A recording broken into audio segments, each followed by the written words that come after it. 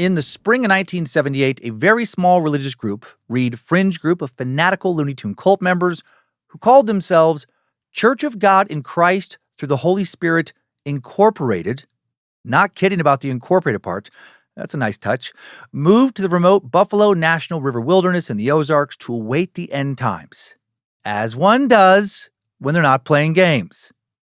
They believed that the Great Tribulation was imminently approaching, a period of 3.5 years of nuclear war and chaos preceding the second coming of Jesus Christ. The group was led by an unlikely duo, a 17-year-old prophet named Mark Harris and his interpreter, 31-year-old Suzette Freeman. Once they arrived in the Ozarks, Mark and Suzette declared a new prophecy that 3-year-old Stephanie Hall, daughter of cult member Goldie Hall, was possessed by the devil and had to die. Stephanie would be murdered by 2 members of the cult, shot 8 times, unceremoniously buried in a 5-gallon bucket. And then the end times really did swiftly come, for the cult at least. They were all arrested. Ultimately, Suzette Freeman would be granted immunity, 3 would take plea deals, and 1 member, the mother of the child who was murdered, would go to trial. As time passed, the memory of this horrific case faded from the memories of most of the residents of Northwest Arkansas, except for those involved, and the records of the trial and court proceedings were lost to time. Many of the records were actually quite literally lost, or perhaps destroyed. And I doubt any of us, outside of a handful of people who lived in the Ozarks, near where this happened, when it happened, would know about that cult today, were it not for another story about another little girl who received a significant amount of media attention for something that happened to her in that exact same area. Over 2 decades later, in April of 2001, 6-year-old Haley Zega was lost for 3 days in the Buffalo National River Wilderness, just a few short miles from where Stephanie's murder occurred. Haley's story, fortunately, did not also end in tragedy. Haley would be found dehydrated but unharmed along the Buffalo National River. And after she recovered, she told her parents a very strange story. Haley said that her imaginary friend, a 4-year-old girl named Alicia, had appeared to her when she was lost and guided her to the river. That Alicia kept her company when she was scared and alone in the woods, never leaving her side. Haley's grandmother and a man involved in the search to find her, seeking to understand how a 6-year-old girl descended a dangerously steep mountainside and survived 3 days alone in the remote woods, stumbled upon the 1978 case of the cult and found a few, quote, astounding coincidences. Is it possible that Alicia was the spirit of Stephanie Hall and that this spirit guided Haley Zega to safety when she was lost in the woods? I know. Not the kind of premise I usually toss out on this podcast. It can come across as wildly wackadoodle, but it is what some like to think. And even if it's not true, and I'm well aware there is no way to prove it is, I found these 2 stories and the connections between them absolutely riveting. One of my favorite subjects, based purely on being a captivating tale that I've come across in a while. This week, we'll cover the Church of God in Christ through the Holy Spirit Incorporated. And yes, they are absolutely as insane as I imagine you are expecting them to be, why this doomsday cult decided to murder a little girl, and then how they were caught, punished, where they all ended up, and we will also cover Haley Zega's ordeal and survival in the wilderness and the possible connections between these stories. In today's Tale of 2 Girls, 2 separate narratives collide, 2 sucks for the price of 1 edition of Timesuck. This is Michael McDonald, and you're listening to Timesuck. You're listening to Timesuck.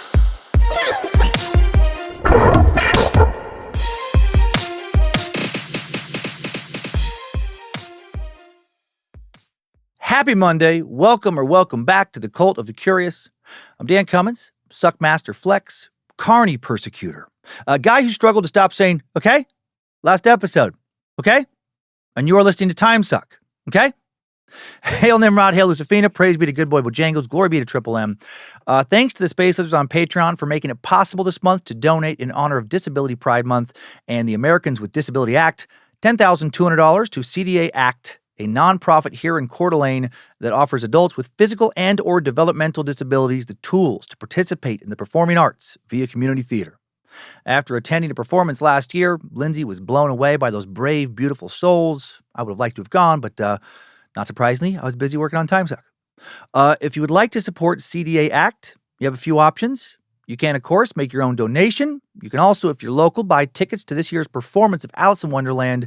If you have time or skills to share, you might also consider volunteering To learn more, please visit cdaact.com. And we added $1,600 to the scholarship fund for 2027. And that's it for announcements this week. So much story to get to.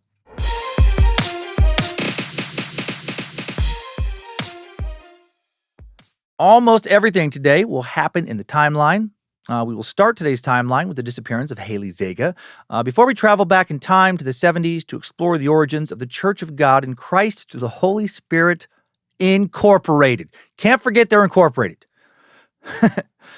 Before jumping into the timeline, today's research relies heavily on the recently published book Cave Mountain, A Disappearance and a Reckoning in the Ozarks by Benjamin Hale. So Hale Ben Hale. Hale is the cousin of Haley Zega, and he conducted extensive research and interviews to piece the story together. Without his research, the cult aspect of the story would just not be possible to share because too much of it had essentially been forgotten. So he did incredible work. We don't normally rely so much on a single source like this or have a single source without which the episode would not be possible. So definitely felt right to shout him out. And just so you know, we did not only lean on this source. Dozens of newspaper articles were also referenced, and they backed up much of what he found. But he was able to get so much more. And now settle in for one hell of a story.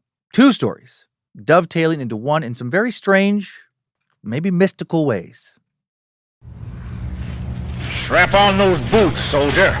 We're marching down a Timesuck timeline.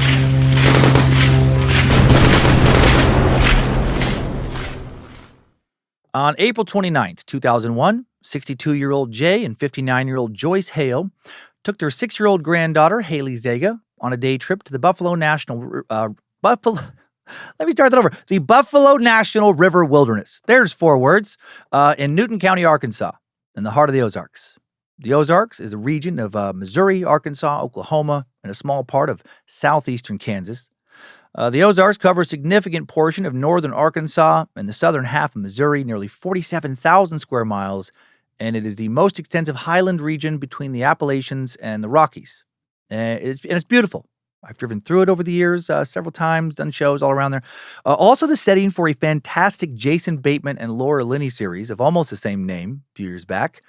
Might have to watch Ozark again one of these days. So good. There are 2 mountain ranges in the Ozarks. The Boston Mountains of Arkansas and Oklahoma, and the St. Francis, even though it's spelled St. Francois, Mountains of Missouri. Zazi Summit, previously called Buffalo Lookout, is the highest point of the Boston Mountains at 2,561 feet in altitude, located in western Newton County. At the time of this day trip, Jay and Joyce lived in the city of Pea Ridge, Arkansas. They owned a mechanical engineering firm. They ran from home. Jay was business sources, it says. I added firm. Here, engineering, I added firm. Jay was an extremely talented inventor who designed the air saw, this stack of radial saw blades that will dangle from a helicopter. Like to trim, a bunch of branches that are really high up in a way that ladders just can't get to out in different places. I had no idea this was a thing, and then ended up watching some YouTube videos. It's ridiculous and awesome. He also invented the paintball gun, apparently, when he worked for Daisy Manufacturing Company, which produced the famous Red Ryder BB gun. Jay's name was listed on the patent, but Daisy owned the rights. In 2001, Jay and Joyce had been married for 40 years. They met back in 1960 when Joyce was a marketing major at the University of Arkansas. Joyce bought herself a small plot of land in Fayetteville, built a small house on it. She lived on the first floor, rented the apartment on the second floor, and she eventually rented it to her future husband, who was a graduate engineering student. So that's pretty cool. Jay had seen her ad in the classifieds for it. Wonder if he got a rent discount for sleeping with his landlord. Jay and Joyce moved to and lived in Colorado for a few years in the 60s, but moved back to Arkansas in 1970, shortly after their daughter Kelly was born. Their first baby, a son, sadly died as an infant, was buried on their land in Colorado. Their son's death, part of the reason they ended up moving back to Arkansas. Author Benjamin Hale is the son of Jay's younger brother. So Jay's nephew, Hale, grew up in Colorado and now lives in New York. Haley Zega, Ben Hale's cousin, was the child of Jay and Joyce's daughter, Kelly, and her husband, Steve Zega. The family lived in Fayetteville, where Kelly worked as an administrator for the Symphony of Northwest Arkansas, their orchestra there. Steve was a criminal defense attorney and a National Guardsman. The two have since divorced and remarried. On April 29th, 2001, Jay and Joyce drove to Fayetteville to pick up their 6-year-old granddaughter Haley, then drove an hour and a half to the Buffalo National River Wilderness.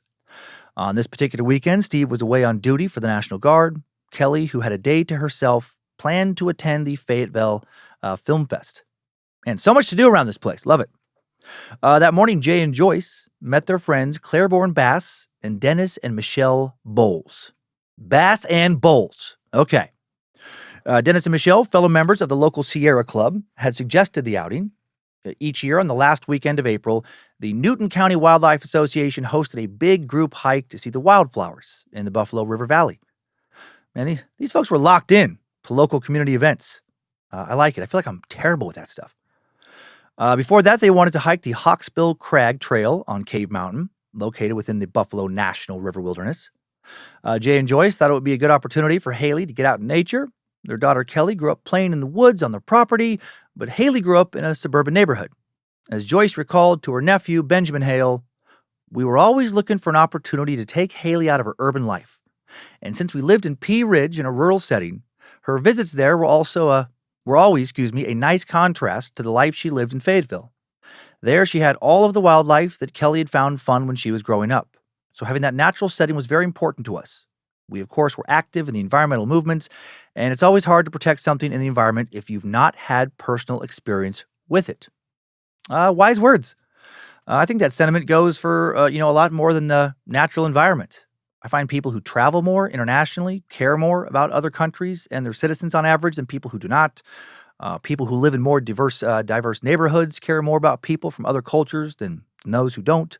On average, exposure is just such an important ingredient in things like understanding, interest, and empathy. Dennis and Michelle Bowles' friend Doc Chester, a retired anesthesiologist, owned 7 acres with a couple cabins on top of Cave Mountain.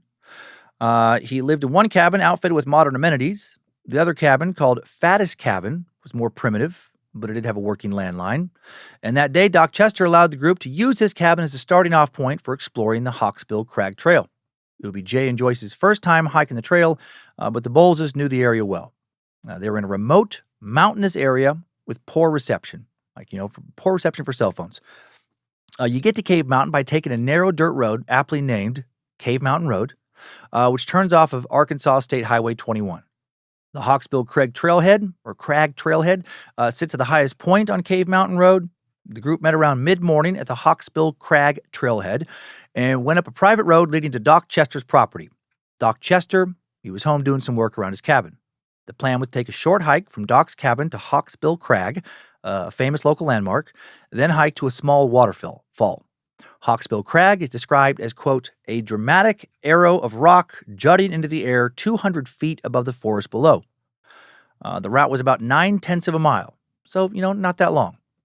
Afterwards, they were going to head back to Fattest Cabin on Doc's property for lunch, then drive down the mountain to meet the group with the Newton County Wildlife Association for the wildflower hike.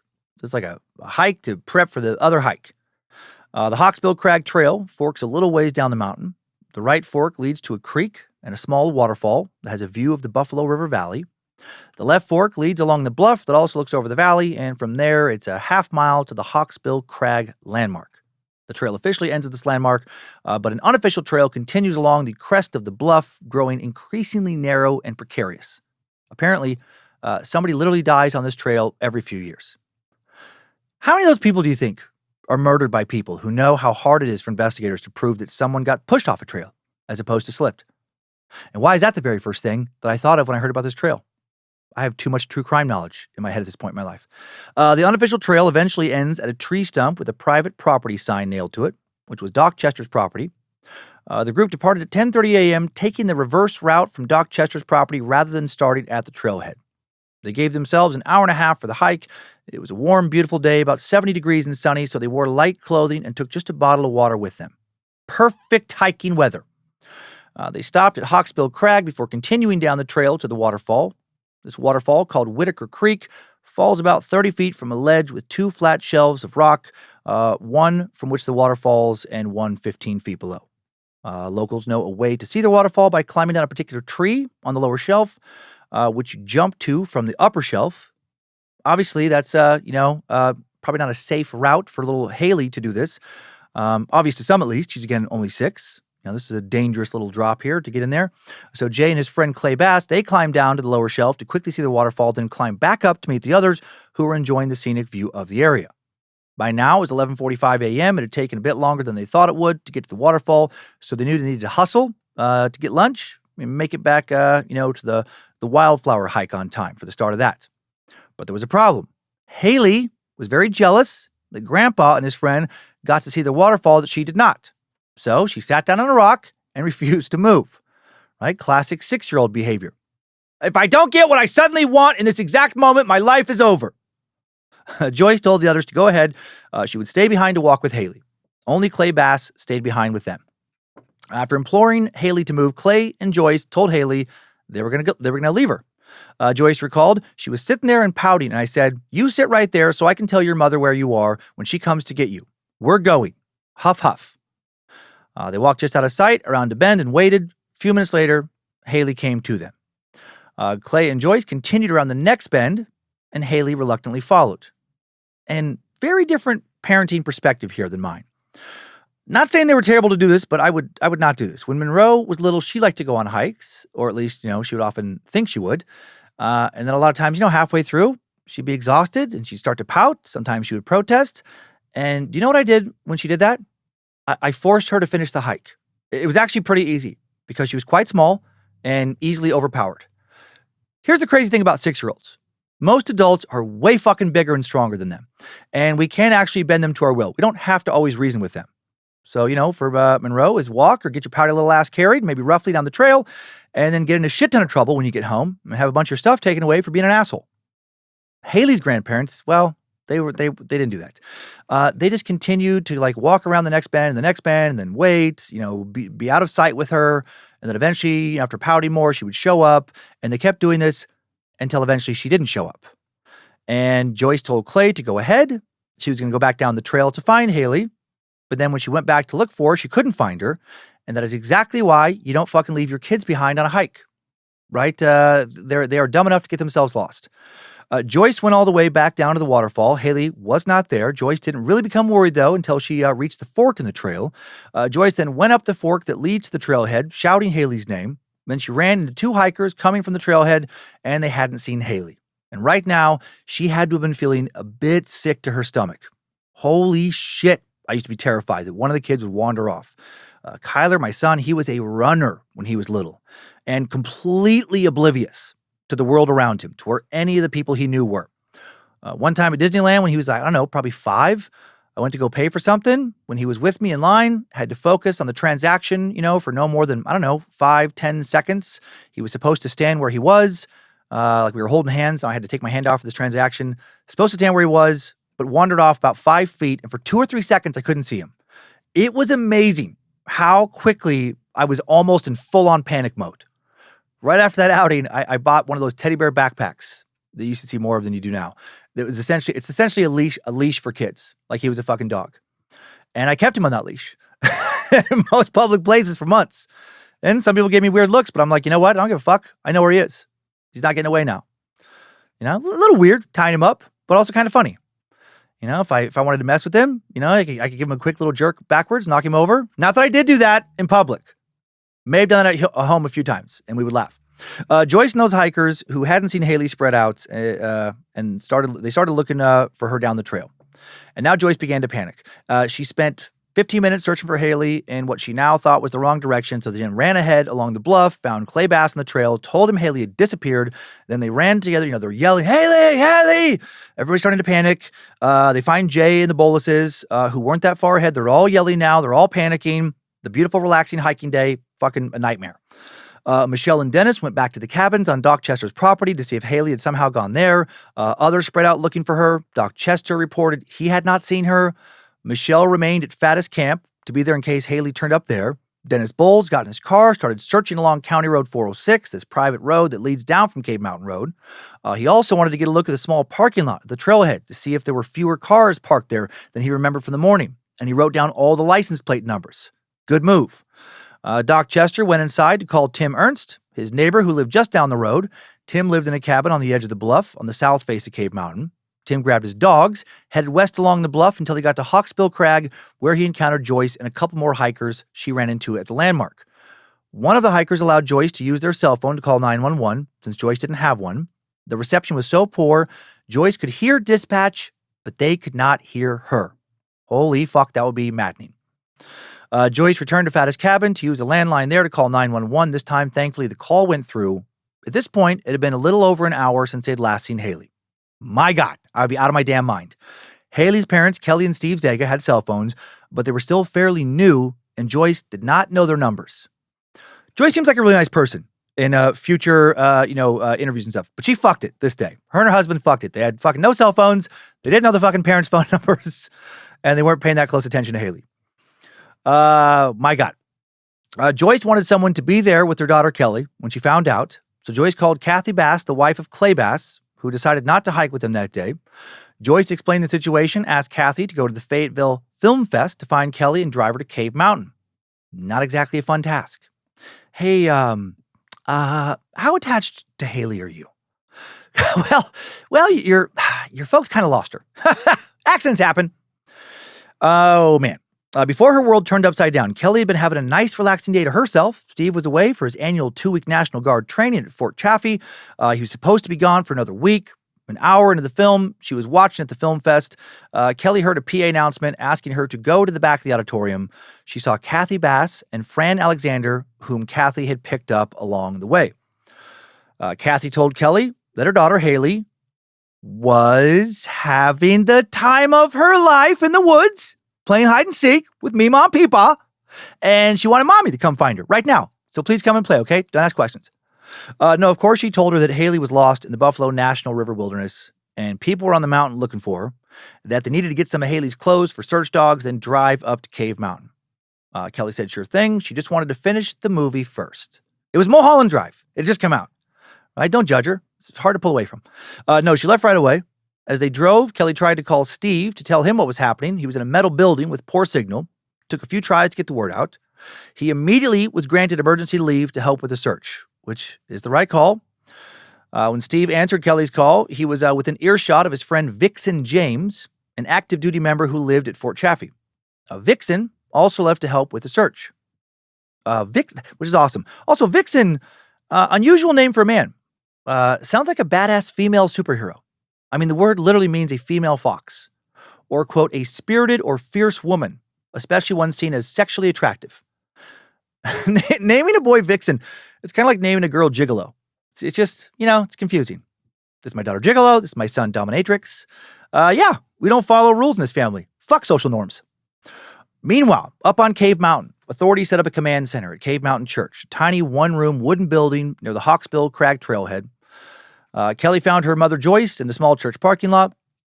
Kelly recalled to author Benjamin Hale, and what I remember so distinctly was she came up and she just said, "Will you ever forgive me?" And I remember very distinctly saying, "Fuck no, you fucking idiot! How could you fuck this up so bad?" No, she said, "There's nothing to forgive. I'm not angry at all." And I wasn't. I knew she was terrified and horrified and just frantic. And my mom, she's pretty high-strung anyway. So when you add that level of fear on top of that, she was just beside herself. And I felt so bad for her, even though I was scared to death myself. Then pretty shortly after that, Zega got there. I do remember really worrying that he was going to be mad at my parents and that he was going to lose it on them. But that is not what happened.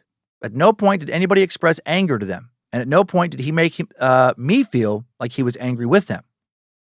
Well, better them than me. Good on them. I think I probably would have lost it on him. Which, I'm not even saying that's the right call. But I just know myself. I know how I get in these situations. I know my expectations for others in situations like this. And if I would have found out what happened, the circumstances of how they lost him, I think I would have fucking blown a fuse. The authorities would not allow Kelly to join the search.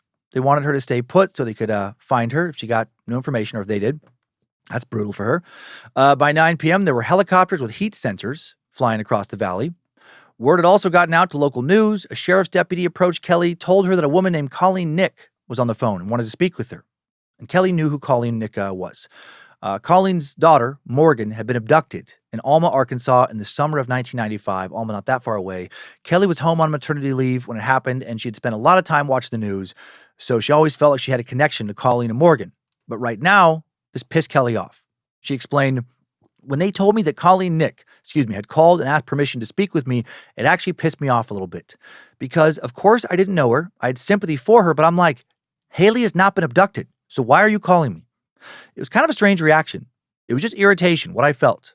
I felt like by her calling, she was somehow implying that Haley was truly disappearing. And I was just like, that is unacceptable. That is not the way I am thinking, and I'm not going to. I mean, I get it. I think I might feel that same way. But Kelly's conversation with Colleen actually ended up being a good one, calmed her down a bit. Colleen offered to come out and help Kelly any way she could, which is amazing. Tim Ernst offered to let Kelly and Steve stay the night in his house so they could stay in the area. When Kelly and Steve were alone together for the first time that night, Kelly completely broke down, overwhelmed by grief. I mean, how could you not be? I imagine a part of you would not want to sleep, until she was back in your arms, to run yourself just ragged into exhaustion, which actually would not help. The next morning, Steve Zega went out to continue helping with the search.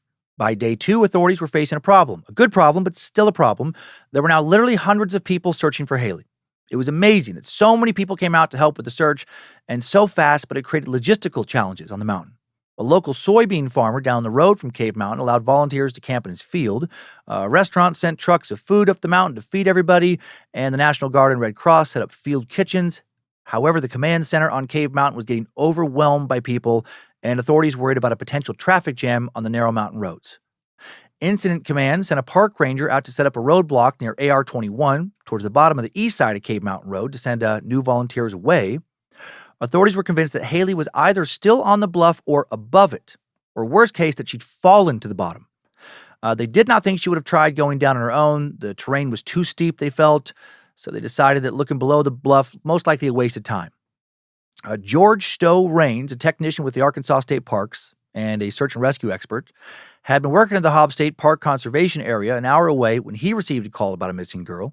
At the time, he was actually training National Park Service staff in search and rescue. George was named incident commander of this search and rescue mission. He set up at the church/command center and utilized a program called CASIE, CASIE 3, Computer-Aided Search Information Exchange. The program was developed at the University of Arizona by mathematician David Lovelock. According to CASIE's website, the program was designed to simplify most of the calculations related to managing a search emergency using modern search theory. George explained this to author Benjamin Hale, saying, "You put the lost person behavior in it, and the age and their physical health, and the weather and everything. And then it starts using an algorithm to help you find the highest probability areas where you're going to find them. And you take POD, probability of detection, with POA, probability of area, and it equals POS, piece of shit. No, probability of success.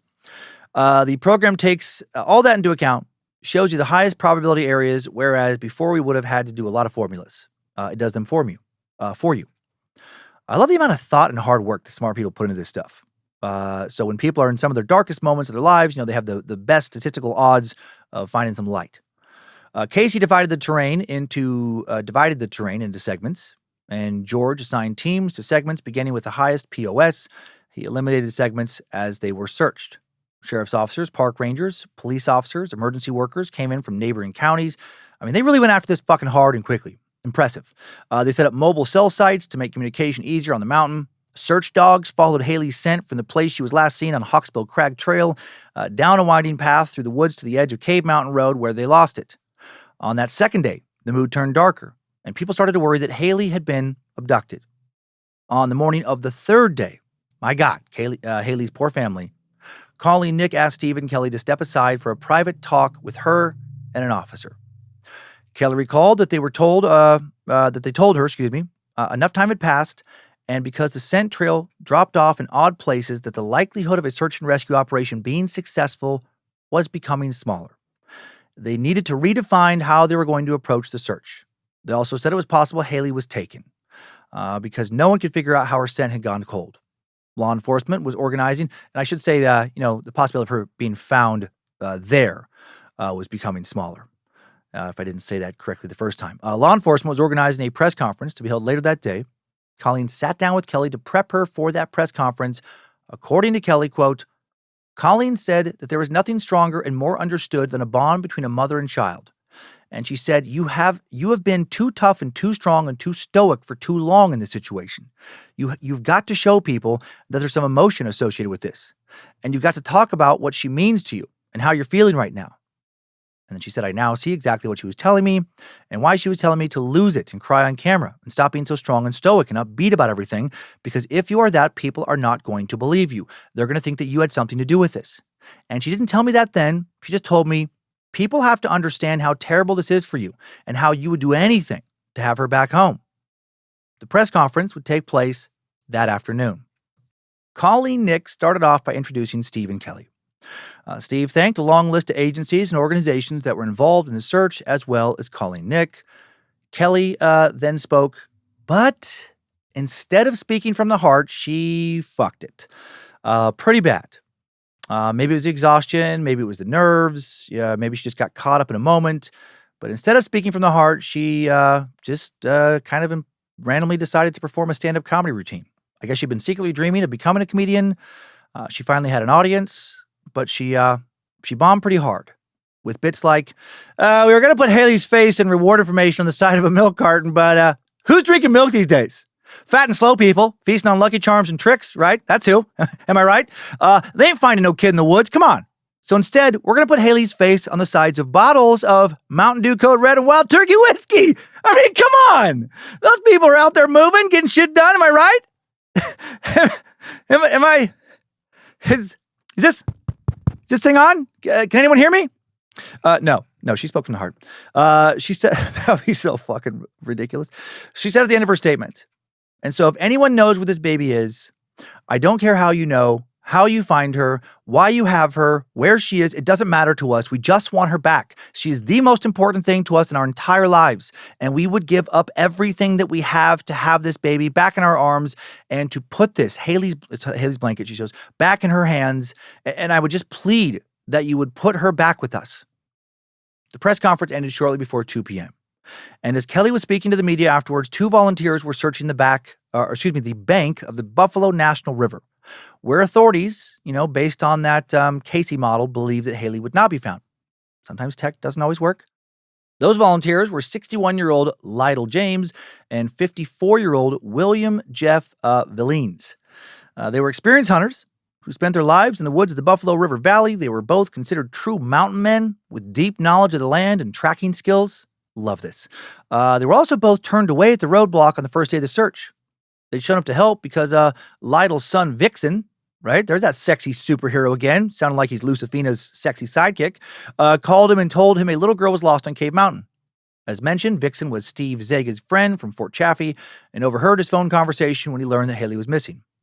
Vixen thought his dad would be a great help with the search, and his dad fucking owed him big time for naming him, so he had a favor to cash in. At some point on April 30th, Vixen called his dad again. Lytle told his son that he and Willie Jeff had been turned away, and Vixen said his dad was pissed. Vixen got back to work with the search efforts, but he felt conflicted. He worried about the authorities' faith in the Casey program. No one seemed to be considering the possibility that Haley had gotten down the mountain into the valley. He knew that his dad and Willie Jeff knew the area and could search there. Vixen decided to convince his dad to come back and get involved. Lytle, to his credit, agreed, but he was firm when he said, "We ain't checking in," with the command center. I love this guy.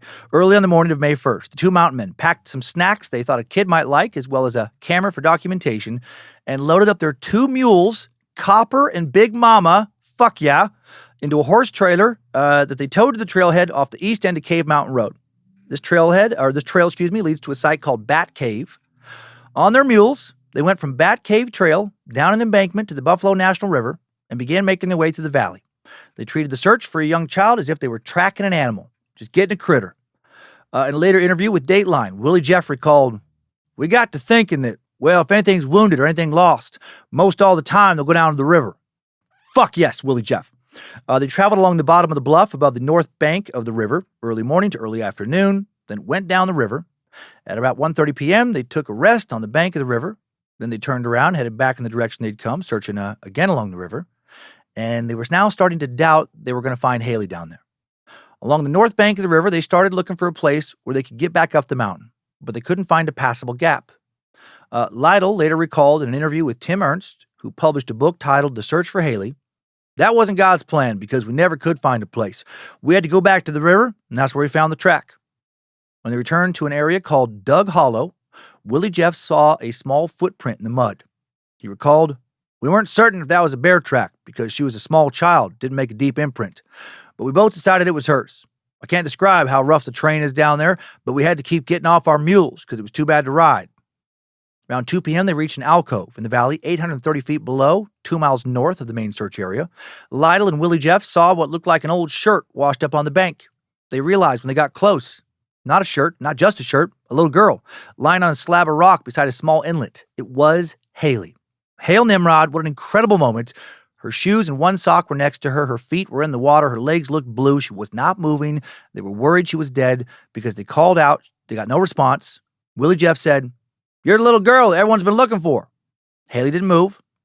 Lytle said, "Your mother, father, and grandparents are waiting up the road to take you home." Haley then lifted her head and said, "Fuck those motherfuckers! I ain't doing shit! Tell Meemaw and Peepaw apologize! Take me to that goddamn waterfall!" No. Haley, she called back out to them. They made it over to her. She ate some chocolate pudding they brought, drank a bottle of Diet Coke they brought for her, which is the only food she'd had in days. This poor kid. But how great these guys also brought food a kid would want. She weighed about 50 pounds when she had gone missing, but had lost 7 of those pounds by the time she was found. Haley later recalled to Benjamin Hale many years later, "I remember sitting on a ledge by the river, and then I see the mules, the people on the mules, and they came up to me. People ask me all the time, 'How did you know that they were okay? How did you know that you could go with them?' I didn't have a choice. It was people. Yeah. Beggars can't be choosers, right? Probably better to be abducted, even if they were creeps, than to just stay starving in the woods." It took about 3 hours for the victorious trio to ride back up to Cave Mountain Road. There were a few points where the terrain was so steep that they had to get off the mules. Willie Jeff would carry Haley on his back. She was exhausted, spent most of the ride sleeping. They originally planned to take Haley back to the parking area at the Bat Cave trailhead and then drive her up to the command center, but a few minutes after they emerged from the woods, a car came up the road. Inside were 3 friends of Steve and Kelly, Mark and Don Geringer, and Christy Lunsford. They'd gone to get food and water, were heading back to the command center. Lytle and Willie Jeff were reluctant to hand Haley off, but they saw that Haley knew this group. At this time, Roger Atkinson, an Arkansas Forestry Commission ranger, pulled up on the road, saw what was going down, and at 5:18 p.m., Atkinson radioed Incident Command and told them Haley had been found and to prepare an ambulance. This is so awesome. Atkinson followed Mark and Don Geringer with Haley and Christy in the back of his car. Lytle James and Willie Jeff rode their mules back down the road to the parking lot. Fuck yes. And then they loaded up and drove up the mountain. On top of the mountain, the mood at the command center was low. It had been 54 hours since Haley went missing, past the critical first 48-hour period where the likelihood of finding a missing person is much higher than it is afterwards. Kelly was sweeping the floor of Tim Ernst's cabin because it gave her something to do. The phone rang. Tim told her that her friend Kelly Carter wanted to speak to her. Kelly Carter was a former co-worker at the University of Arkansas and a close friend to Kelly's. Kelly C. told Kelly that they had just seen on the news that Haley had been found and wanted to know if it was true. Kelly was confused. She hadn't heard that, and Kelly C. apologized profusely. Kelly didn't say anything to anybody about this call, left her feeling, pretty disturbed. She felt confident that Haley had not been found because, she and Steve would have been the first to know, right? I mean, she was probably completely exhausted, totally emotionally drained. Not much of life was making sense at this moment. I can't imagine how surreal all of this would feel. Kelly was still wondering if she could tell anyone about the call when a car pulled up. Sheriff Steve Whitmore of Washington County, a friend of Steve and Kelly, approached her and told Kelly, "I got a little girl who's asking for her mama." Kelly leapt at him, hugged him so hard that she hit her face on his elbow and gave herself a black eye. And I gotta say, that made my eyes mist a little bit when I first read it. Man, I can't imagine the relief and gratitude that you would feel in a moment like this. Sheriff Whitmill drove Steve and Kelly to Cave Mountain Church, where they reunited with their daughter, who was sitting in the back of an ambulance. Haley appeared dazed, was not talking, but appeared unharmed. She was treated for dehydration at the hospital, but experienced no additional health problems and was released the very next morning. And now she's a healthy and seemingly happy young woman. I found her on Instagram. She posts pretty regularly, posted just a few days before I recorded this. And yeah, it appears that life is going very well for her, which is fantastic. Haley Zega had survived almost 3 days alone in the wilderness with no food. She had somehow, no clean water. She somehow descended the steep mountain without being injured. How did she do that? Tim Ernst, the man who lived on Cave Mountain, spent much of the summer of 2001 hiking around the woods trying to figure out Haley's route, how she got down to the river. According to author Benjamin Hale, if you go up Hawksbill Crag Trail from the waterfall heading north, you will see the fork in the trail. After the main fork, there are several more smaller forks that quickly rejoin the trail. Tim thought that Haley took one of these small side trails and walked right past Clay Bass, who was ahead of Joyce on the trail, without them seeing one another. Perhaps she was not able to catch up to Clay or Joyce because she was, a lot smaller. At that time of year, Haley went missing. The woods are thick and full, which muffles sound, reduces visibility. Tim suspected that when Joyce was searching for Haley on the section of the trail that leads to the trailhead, Haley kept following the trail along the bluff and missed the spot where the others turned to go back to the cabin. She likely followed the trail past the no trespassing sign and onto Tim's property. And Haley did tell Benjamin Hale years later, "I didn't see any houses because if I had seen any sign of people, I would have, gone to the people." Hale wrote that shortly after Haley was found in 2001, though, she told adults about seeing a house where it looked like no one was home and walking past it. So maybe she just didn't quite remember that later. Haley may have passed the cabin, started following a narrow game trail that led north of Tim's cabin, where the slope decreases enough to climb down into the part of the valley called Dug Hollow. Haley is certain she climbed down on the first day, then walked until she got to the river. She told Benjamin Hale when he interviewed her, "I made it to the river that first day. I just remember walking and walking and walking. And I still had this belief that I was going to walk myself out of the woods. And I remember there was these gnats that would fly in front of my eyes, and it was pissing me off. I was getting angry at all these bugs for flying in my eyes." Yes. So I would swat at them. And I was getting very hungry, but I didn't know if anything was safe to eat, so I didn't try to eat anything. I remember climbing down a very steep incline. I didn't know that there was a river, but I got down the incline, I walked a couple of yards, and all of a sudden through the trees, I remember seeing, I probably heard it first, I could hear the water, and then I remember seeing it through the trees and seeing the light shine off the water, and I was like, okay, river. So I went to the river. And I remember there were helicopters that were flying over. I was this inexperienced, I didn't know if it was normal for helicopters to be flying over the forest. I didn't know they were looking for me. I just thought, okay, well, if there are helicopters, it would probably be good if they could see me, because this is a sign of people. So I started shouting my name, and I was throwing sand in the air to try to get them to see me, but they never did. But then once I got to the river, I had a new plan. My plan was, and honestly, not to discount myself as a kindergartner, I don't know how I knew this, but rivers always eventually lead to a bridge or civilization. So follow the river. It'll lead to a bridge, it'll lead to a road, and the road will lead to a gas station, and I will call my parents. That was my plan. As soon as I found the river, follow the water. That is awesome. And that is exactly what my dad taught me growing up, my grandpa, I'm sure others. I spent a bunch of time alone in the woods when a little older than this, at least when I was alone, 10, 11, 12, somewhere around there and up. And it was always, if you get lost, you go down into the ravine and you keep going down, right? If you can't find a river, you will find a creek. The creek will lead to a river, and the river will lead to people eventually. Haley spent the first night lying on top of a flat boulder beside the river. She did this because she wanted to be in the most visible place possible for helicopters, right? Smart kid. The helicopters were flying over the valley all night, but they never saw her. This might be because boulders absorb heat, right? They have these heat-sensing devices, remember? Boulders absorb heat from the sun, stay warm after nightfall. The heat signature may have concealed the heat signal of Haley's body. In the morning, Haley continued walking.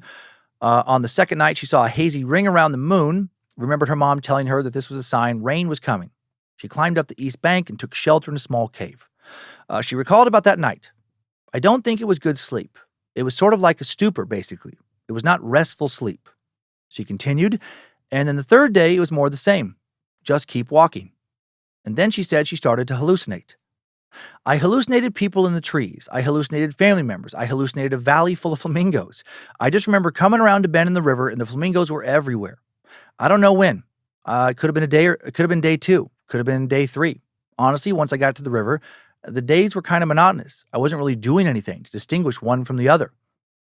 The path Haley most likely took from the waterfall down to the river was once a mule trail used in the 19th and early 20th centuries when people resided in the Buffalo River Valley before it became a national park in the 70s. The path most likely became overgrown after the NPS forced residents out. Tim Ernst believed that the mule trail evolved into a game trail, and only people with keen eyes can see it. Benjamin Hale writes that the route Haley took is about 2 miles, but the last half mile descends down a pretty precarious slope. Haley walked along the river, swam across it several times when the water was deep and the current was fast. She believes she was walking in the same direction the whole time, but according to Hale, it's possible she got turned around, doubled back more than once.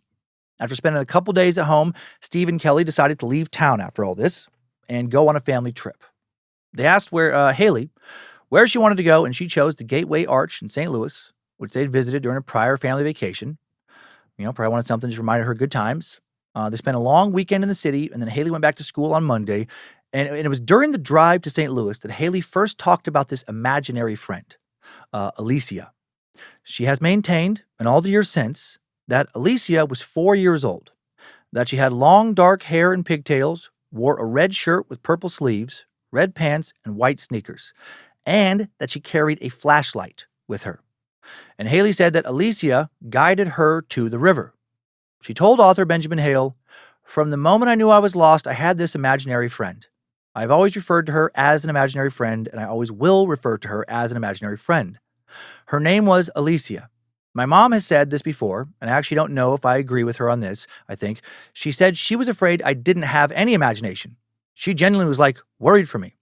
I actually think that I had an extremely active imagination, but I was also very good at distinguishing between my imagination and reality. I had a very rich inner world. I loved to play pretend, loved to play dress up, but I was also very okay, that I pretend, and this is real. And I never had imaginary friends before this experience, and I never had any after. And I never saw this particular imaginary friend again. But I remember her name was Alicia. She had long dark hair. She was 4. She had a flashlight. And I think I specifically told my parents that she appeared to me as being 4 because she didn't want to scare me. I've always been someone who really likes to be in control of myself. I don't need to have control over every situation. I just need to be in control of my own faculties. So I think that her being younger than me was a way for me to still be in control. I've been asked before, did you think that she was another child? And no, I was fully aware that this was a non-corporeal being that was with me. And she was a little girl, and we had conversations, we told stories, we played patty cake, and she was just a very comforting presence. But I knew that physically I was alone. It's hard to explain. I don't know how else to say it other than she was an imaginary friend. She did guide me. I didn't know that there was a river, but she helped me find it. And I don't know if that was just me blindly walking to the woods and finding a river and attributing that to her, or if she actually guided me to the river. I did have hallucinations, but later. I had hallucinations distinctly separate from my imaginary friend that were due to the effects of exposure. I 100% did not think there was another child with me. I knew physically I was alone. And we will revisit Haley's imaginary friend, Alicia, later on in the timeline. In the aftermath of Haley's disappearance and recovery, her grandma Joyce Hale was struggling to process what had happened, struggling to forgive herself. On August 24, 2001, friend of a friend Tim Ernst sent Joyce an email. He wrote, "Just a tiny bit of bizarre lore that we thought about last night. Pam and I were sitting around talking about Haley's Alicia, and Pam asked me if any little girls had ever been lost or died in the wilderness near there. A huge chill ran down my spine. You may recall this too. It was 20 years ago when a little girl from Springfield, of all places, was tortured, murdered, and stuffed in a pickle bucket and buried by a small group of cult members. The cult members were told to go to the wilderness and exorcise the demons from this little girl. That location was just off of the K Park Road, which is about 3 or 4 miles from here as the crow flies. I've not decided yet if I'm going to dig up the specifics of this case. Wouldn't it just be crazy if that little girl's name was Alicia, or was anything like Haley's Alicia? I have not told Kelly about this, and it probably is just meaningless anyway, but just thought of the possibilities." Tim did not know the exact date of the murder. Jay and Joyce were not familiar with the case at all, despite living in northwest Arkansas at the time it occurred, and that is how little exposure it got outside of the immediate area it happened in, which is surprising due to how insane this is. Joyce went to the Benton County Sheriff's Office, asked if they had any records about the murder of a young girl in the Buffalo wilderness in the 70s. There were no records, but someone in the office had a vague recollection of the case and remembered that Judge Tom Keith was involved. Jay and Joyce just so happened to be friends with this Tom. Before he became a judge, he was a Benton County public defender, and he was one of the defense lawyers for the only person who went to trial out of these cult members, the victim's mother. Tom Keith told Joyce that she needed to read newspaper archives from April of 1978 and then make an appointment with his secretary to talk to him. When Joyce met Tom, he told her that he believed in the mother's innocence and that her conviction was a miscarriage of justice. I could not agree less with Tom on this point. I will reveal why later on down in the timeline. And now let's rewind the timeline back to April 1978. and transitioned from a missing kid story to a seriously batshit cult tale. On April 24th, 1978, 54-year-old Fred Bell, the Newton County game warden, and this will reconnect at the end of the timeline, these two stories. On April 24th, 1970, 54-year-old Fred Bell, Newton County game warden with the Arkansas Game and Fish Commission, went turkey hunting with his good friend Ed Burton in the Buffalo Wilderness. Around 6 a.m. that morning, they drove up Cave Mountain in Fred's truck, which was outfitted with a police radio, turned onto K Park Road, a remote Forest Service road that we've referenced, and parked in a clearing, which was their usual spot. That morning, they did shoot a turkey. They field dressed it, right? Success. Then as they were heading back to K Park Road, they were surprised to find a small campsite. It consisted of just 2 tents, a clothesline, and the remains of a fire pit. There was a small 2-wheel camper trailer hitched to a tan Jeep Wagoneer. Fred was surprised the campers had gotten a vehicle pulling a trailer that deep into the woods. The campsite was not near a trail or a water source. There were also 5 campers milling about. A man about Fred's age, younger man in his early 30s who looked like a, quote, hippie. A woman about the same age, a young and described as pretty woman in her early 20s, and a child who looked to be 9 or 10 years old. Fred immediately sensed that something was off about this crew. The hippie-looking fella spoke for the group, but he seemed jittery and a little too friendly, like he was hiding something. All the others kept completely silent. The people did not appear to be related. They also looked sickly and thin. There seemed to be some tension between them. It was obvious Fred and Ed had surprised them and that some of the campers wanted them to leave. Fred introduced himself, showed them his badge, made sure to memorize the license plate of the Jeep Wagoneer, which he wrote down as soon as they got out of sight. I like Fred. When Fred and Ed reached the top of the hill, got onto K Park Road, they glanced back, saw a 24-foot U-Haul truck that had gotten stuck in the mud. Someone had clearly tried to get it unstuck, but then had given up. And they wondered, how did that U-Haul get out onto the Forest Service road, which was unsuitable for large vehicles? Fred took down the license plate number of the U-Haul as well, which they assumed belonged to those campers. Then he and Ed continued walking up K Park Road to the clearing where they had parked. There, Fred used his radio to call the Newton County Sheriff's Office in Jasper, and Deputy Ray Watkins answered. Fred read the license plate numbers, asked Ray to run them. He did, and the vehicles were linked to several people who had active warrants for their arrest out in Benton County on suspicion of child abuse. They were supposed to have 2 young children with them, a girl no older than 5 and another girl about 10 years old. Fred noted that only the older girl was with them. Fred and Ed decided to stay to make sure the group in the woods didn't leave, so they stayed where they were. Ray and the sheriff would be there soon. At the time, the sheriff of Newton County was Earl Fowler, who only lived a few miles away on Cave Mountain Road, and he hadn't come to work yet, so he was close by. Ray Watkins left the sheriff's office, drove straight to Fowler's home. The sheriff was there with his 20-year-old son, Eddie, who was a volunteer sheriff's deputy. Newton County didn't have much of a law enforcement presence back in 1978. The county employed just 3 police officers, Fred Bell, Earl Fowler, and Ray Watkins. Ray had previously been a part-time reserve deputy under the former sheriff Toot Wagner. Fucking Toot! Loving these names. We've got a Vixen, now we've got a Toot. And I love this so much. It was written in the book. Toot's main source of income was a gas station. Oh, come on! Thank you, story gods. Fucking Toot selling gas? You kidding me? Fowler, a road grader operator and the chairman of Newton County's Democratic Party, beat Toot in the 1972 election and then offered Ray a full-time job as a deputy.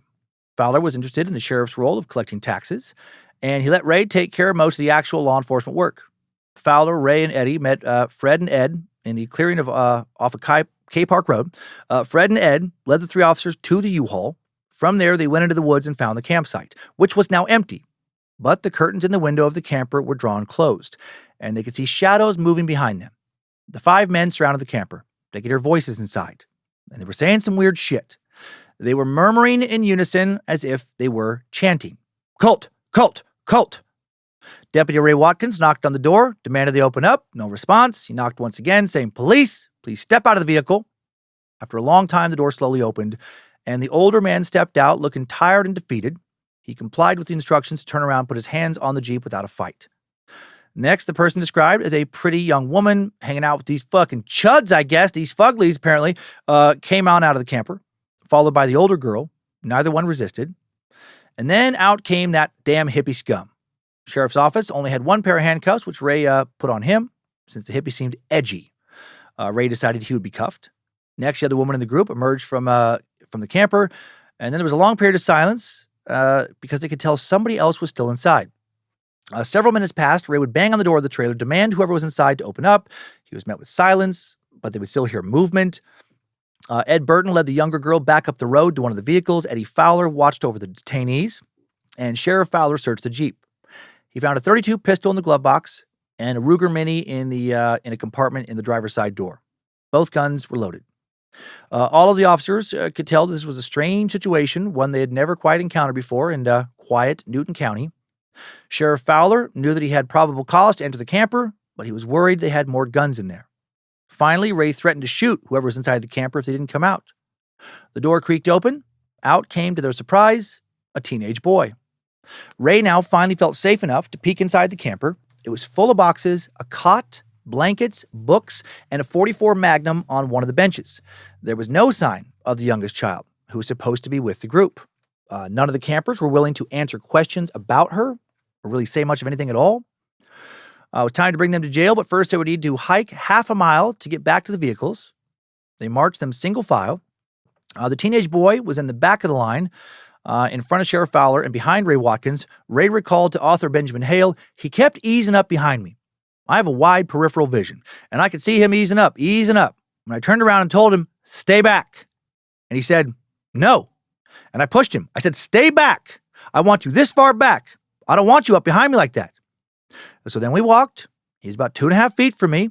If he made a lunge, he might have been able to get a hold of the gun, which he hadn't, but that was beside the point. I turned around. I hit him right there, where the neck meets the shoulder, took him to the ground. And I told him, 'Now that's your last warning. You get up behind me again, I'm going to turn around, and you're going to have this here pistol. It's going to be pow.'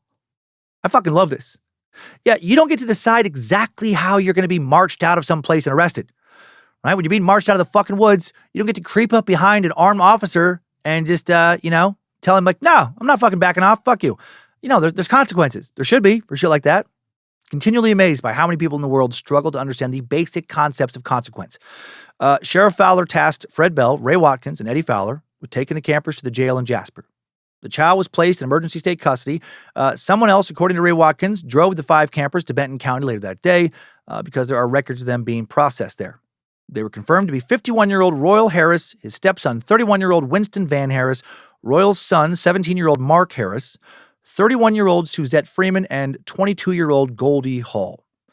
And, the other kid there obviously was not arrested. I think I said, yeah, the child was placed in emergency state custody. And now we got a Royal in our little crew. We got a Vixen. We got a Toot. Royal, not as fun, but, still a name that you don't get to hear as often. Fowler wanted to stay behind, look around the camp. He hiked back to the campsite where he saw a shovel leaning up against a tree with dirt on the blade. He searched around for a recently dug hole. After an hour of searching approximately, about 50 feet from the campsite, he found a mound of fresh dirt with a few logs deliberately dragged over it. Not good. With the shovel from the campsite, he started to dig. Got about 30 inches down before he hit something. Dug a little further with his hands, uncovered a wire handle of a bucket. Pulled it up. Inside the bucket was a black garbage bag. Inside the bag, he saw 2 small white sneakers sticking up. Stuffed in the bag were the remains of 3-year-old Stephanie Alana Hall, daughter of the 22-year-old cultist Goldie Hall. Goldie's daughter Stephanie, again just a 3-year-old toddler, had been shot 8 times before her body had been stuffed in a 5-gallon bucket. By people convinced this was all God's will. From the campsite, Newton County authorities confiscated 22 firearms, more than 2,000 rounds of ammo, a large quantity of dry goods and canned food, and 3 copies of the book, The Third Step to Joyful Living, or How to Stop Worrying, by Royal and Edith Harris. This book doesn't seem to be in print any longer. It's actually been out of print so long that when you search for it, the internet is basically like, "Are you sure that's the name of this book? Are you sure those 2 fucking weirdos wrote this book? Any book are capable of writing a book." Maybe you should double check. We know that Royal Harris was one of the people arrested that day. Who the fuck was Edith? To understand what led to the death of Stephanie Hall, we need to go back further in the timeline. Edith Otelia Aaron, later Edith Harris, was born in 1926 in Navarro, Texas, daughter of Reverend James Aaron, a Methodist minister. Edith's son Mark would later come to believe that she was sexually abused by her father. What? A pastor blessing someone? Nope, I don't buy it. She once told him about a childhood memory of when she walked into a room in her parents' house on a Sunday afternoon. Many congregations members came there for lunch after church. She saw a little girl in her father's lap. He was stroking her bare leg in a way that made Edith feel jealous. Mark suspected that something had happened with her father that she would not tell him. No way, Mark, impossible. In June of 1944, Edith married her first husband, Gobe Smith Jr., an Army captain from Georgia. Now we got a Gobe. We got a Gobe and a Toot and a Vixen and a Royal. What's next? Actually, another Gobe, a third Gobe, technically. Their son, Gobe Smith III, born in November of 1946, and it is apparently Gobe, not Job. They moved every few years when Gobe was transferred to a new base. Edith was, reminds me like Goob, like Goober. Edith was said to have exerted tremendous domination over her son, was an excessively religious person. That is a funny way to describe someone. Is she religious? Oh yeah, excessively. Public defender Douglas Wilson, who later represented Gobe Smith, the son, recalled how Gobe Jr., the husband, told him that during his 12 years of marriage, quote, they would join one church and then another, and after a short period of time, she would find herself in disagreement with whatever doctrine prevailed in that church and would attempt to tell them what the true path was, and they didn't agree with it, so she would cut herself off from them, and eventually it led to the founding of her own church where she could have total dominion over doctrine. Oh, we've been down this road before. Only maybe my favorite road, cult. In 1956, it became clear to Edith that her husband, Gobe, was not in agreement with her religious beliefs. Fucking Gobe! Gobe, you goob! She left her husband, cut off all contact with the Gobester, and took her son to Texas. Obviously the right call. Gobe would have no contact with other Gobe for the next 22 years. After Edith returned to Texas with Lil Gobe, that was his rap name, Lil Gobe, who was 9, she met Royal Winston Harris. Royal was born on January 27th, 1928, grew up on a farm near Tyler. Graduated high school in 1945. He enlisted in the Air Force while studying at Texas A&M. Later claimed to be a veteran of World War II, although this was almost certainly a lie considering his age. Even if he had enlisted immediately after graduation and was deployed immediately after his training completed, any fighting would have been over by the time he made it somewhere. Royal, that fucking liar, and he is a piece of shit, graduated from A&M with an engineering degree in 1949, lived with his parents and younger brother on the farm, worked as a clerk in his family's grocery store, worked about 84 hours a week according to himself. 12 hours a day, 7 days a week. Not exactly a life fit for royalty. We don't know exactly how Royal and Edith met. Perhaps they met at the store, perhaps in a local church. Maybe they both fell into the same sewer, just started fucking like the dirty animals they were. On April 26, 1957, Edith married Royal at a Baptist church in Chapel Hill, small town outside of Tyler. Edith took the last name Harris, changed her son's name to Winston Van Harris. And that is so fucking weird. Gobe III was 10 years old. He'd been a Gobe for a full decade. And Mama's now is like, nah, that's over. You're a Winston now. Okay, family lived in Tyler in the late 50s, early 60s. Edith and Royal's son Mark was born in 1960. Royal then got a job as a systems analyst at the Ethel Corporation based in Baton Rouge, Louisiana. Mark's big brother, half-brother, Winston Van, the artist formerly known as Gobe Trey, graduated from high school in Baton Rouge in 1964, enrolled at Harding College, a small Christian college in Searcy, Arkansas. 2 years later, he joined the Army, rose to the rank of first lieutenant, served 3 years at the demilitarized zone between North and South Korea. He was honorably discharged and returned home with his wife, Mia, a Korean woman. While he was away, Edith Harris became increasingly isolated from her extended family. What? Her? And more obsessed with her odd and extreme interpretations of Christianity. She also dealt with some sort of chronic illness. She experienced chest pain due to a weak heart, frequent migraines due to a weak brain, chronic pneumonia due to a weak fucking soul. She had spent a lot of time in bed in pain. If only she had died. She struggled to sleep because of nightmares. The only thing that helped was vodka. Mark said his mom drank every night until she passed out. She truly should have been committed to someplace for her mental and physical health. Or faith healed. There was an evangelical faith healer in Baton Rouge named Ray Hubbard, and one day the family attended Hubbard's tent revival, and he laid his hand on Edith's forehead and, quote, pushed the love of Jesus into her. She fell back, stood up, and declared, chest pain's gone. Eventually it would return. But Her miraculous healing sent Edith into a renewed religious obsession, as if she needed that eventually led to her founding her own church. I have a strong suspicion that most of Edith's physical ailments were due to her mind. As her physical health worsened again, she became more obsessed with studying Christian doctrine. Meanwhile, Royal Harris's parents started a trucking company that was doing pretty well in the late 60s. So he quit his job at the Ethel Corporation. The family sold their house in Baton Rouge, and they moved into a trailer on his parents' property in Tyler. Royal got his trucking license and spent the next few years driving around the country. Probably greatly enjoyed the break from his fucking insane zealot wife. Edith remained at home, continued studying doctrine, also now cut off contact with her mom and siblings. Edith's brother, Paul Aaron, would later testify. They became involved in unusual religious beliefs that, in my opinion, amounted to a cult.